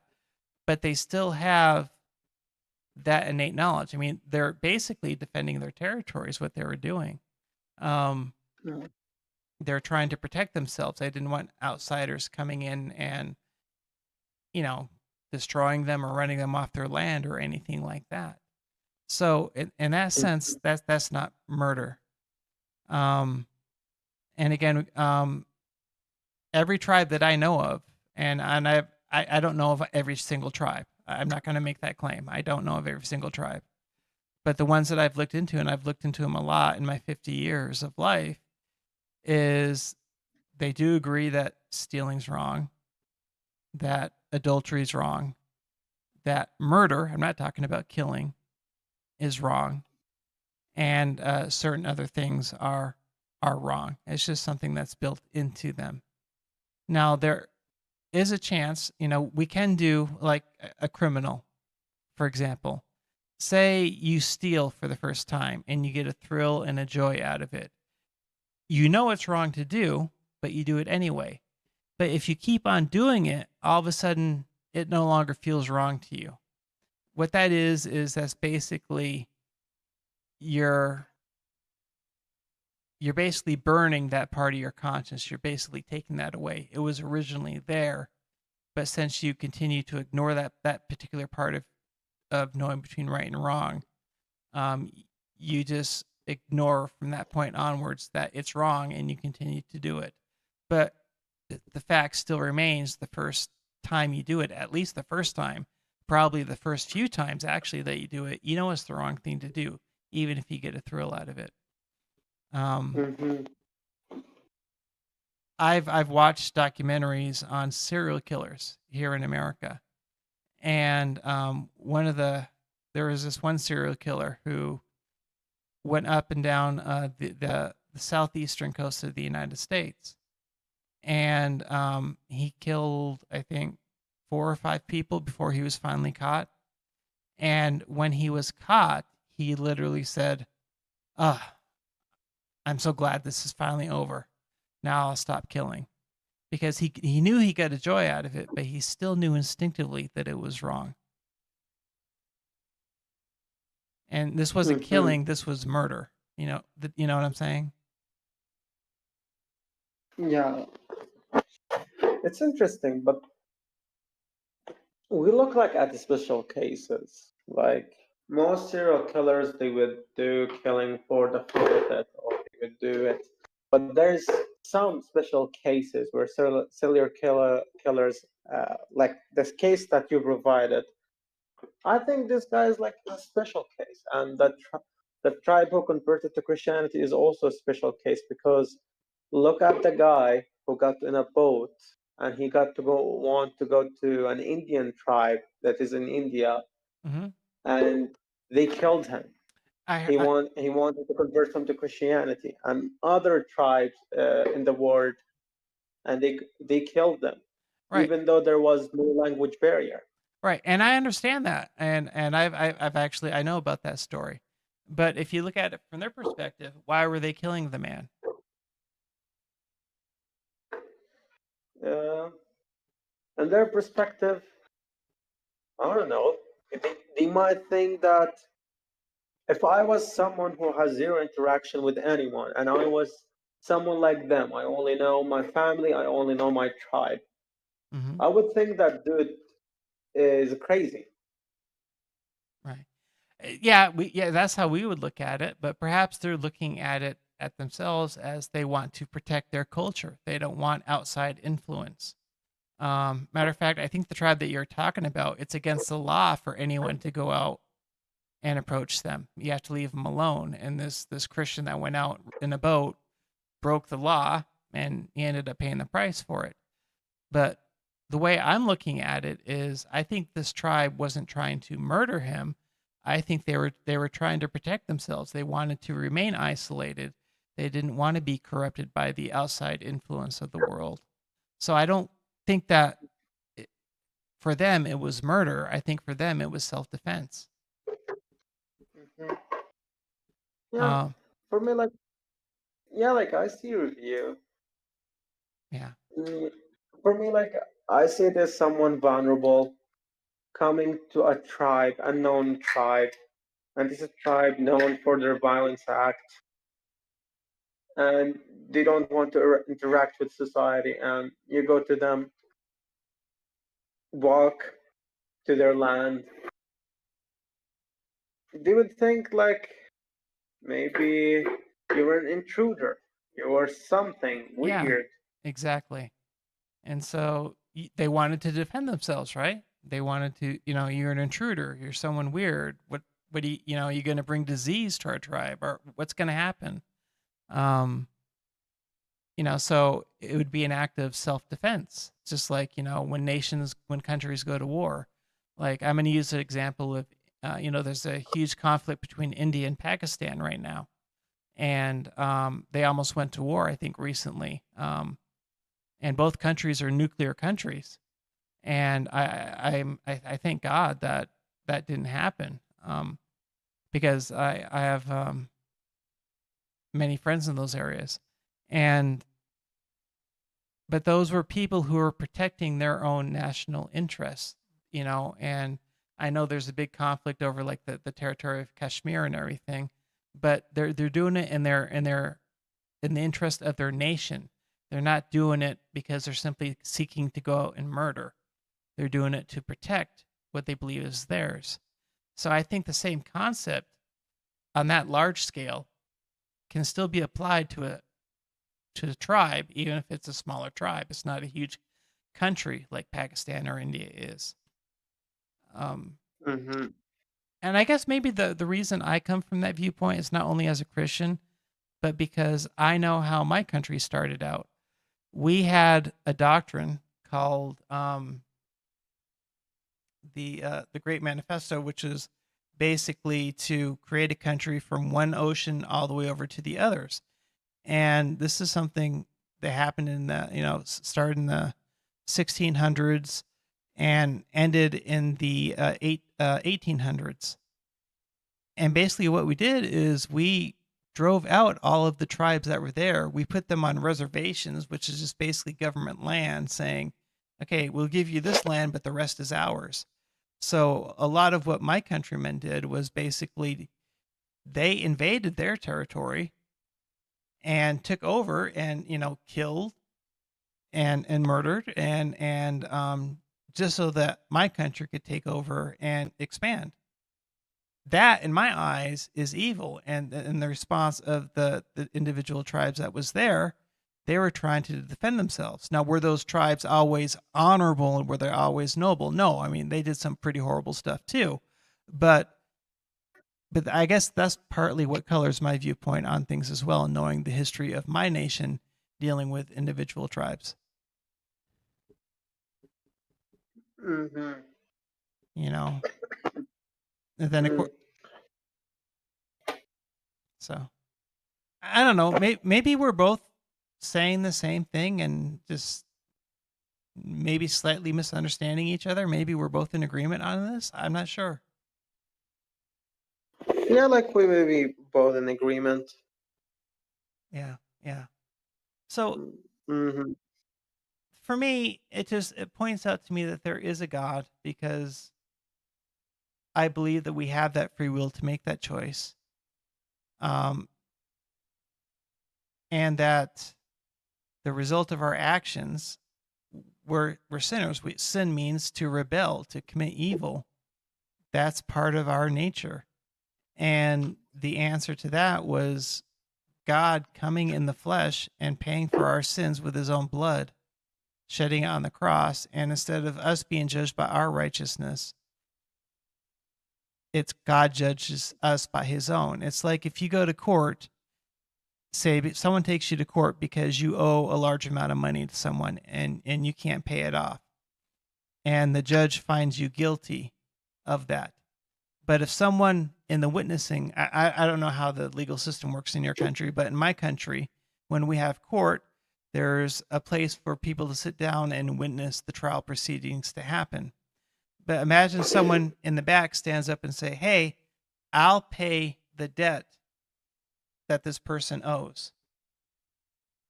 If we accept that offer of that person paying that debt, then it's legal for that person to go free. That was first, brought into trial. The debt is paid off. He's legal to go free. And so that's how I see God gave us the free will.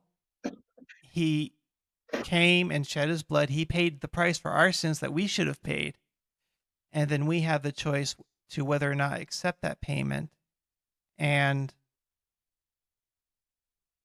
or not. We can refuse it. We can refuse it. It's our choice. The whole thing is, it's our choice. God gave us free choice.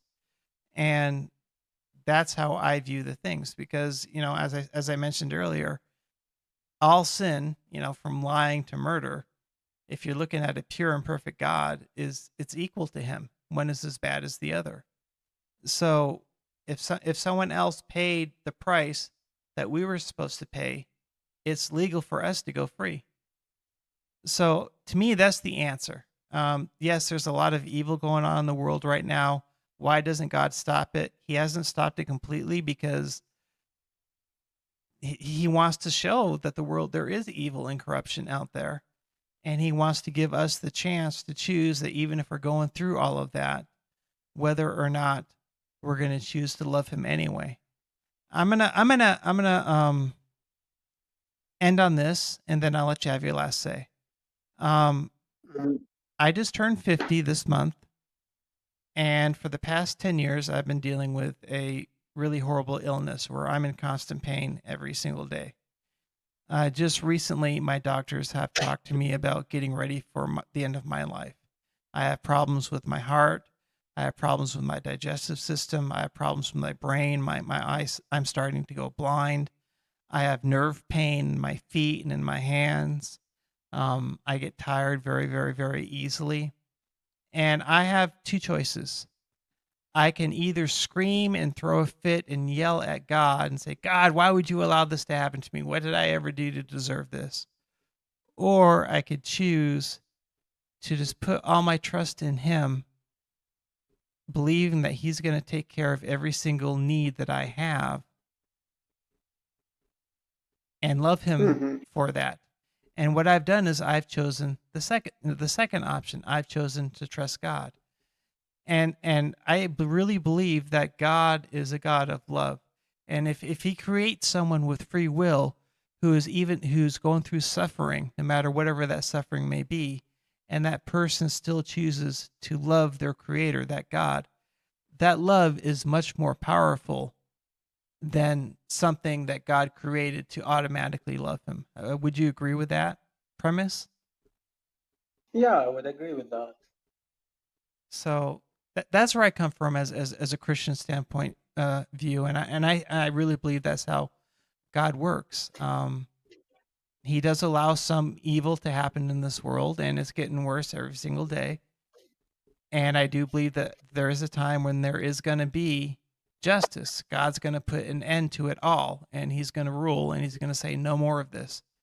But right now, he's given us the opportunity to choose to, regardless of what I'm going through, I'm going to choose to love you anyway, because of who you are, what you've done in my life, how you've changed my heart from one of hatred and anger and fear to one of love and patience and endurance, and how he's always provided for me. So the fact is, the universe, it's a fact that the universe had a beginning. It's impossible for the universe to have always existed. That established laws of nature itself speak clear about that. It's not a theory, they're established laws. That's why they're called laws. And as opposed to other religions, I really believe that God gave me free will, and I believe that I have, it's not just a belief in God, but that I have a personal relationship with him, that when I talk to him, I can just pour out all my cares, all my concerns, and give them to him. And I'm not exaggerating. I'm not telling you a lie. That God has always answered my prayers, and in ways that I can't even explain. Sometimes he says no to things that I asked for, but he says no because he has better things in mind for me. So that's where I'm going to leave it at. And if you want, I'll please go ahead and close the conversation, and I'll let you speak for as long as you want. And I want to thank you for listening for me talk forever and ever. Yeah, I think like it was like a great conversation. I start knowing a lot more about Christianity, and I start knowing more about your perspective and things. And I really appreciate it. And I might think about Jesus Christ when I have a free time. I would encourage that. I really would. Do you have access to a Bible at all? I don't know. Like Yeah, on your phone? like it's just in the phone. Yeah, so Everything is in the phone. I would start off by reading the Gospel of John. So it goes in the New Testament, it goes Matthew, Mark, Luke, and John. I'd read the Gospel of John. Then right after that, there's the book of Acts, which is just a history of the early church. But the next book is called Romans. I would encourage you to read the book of the Gospel of John, and then also to read the book of Romans. What the Gospel of John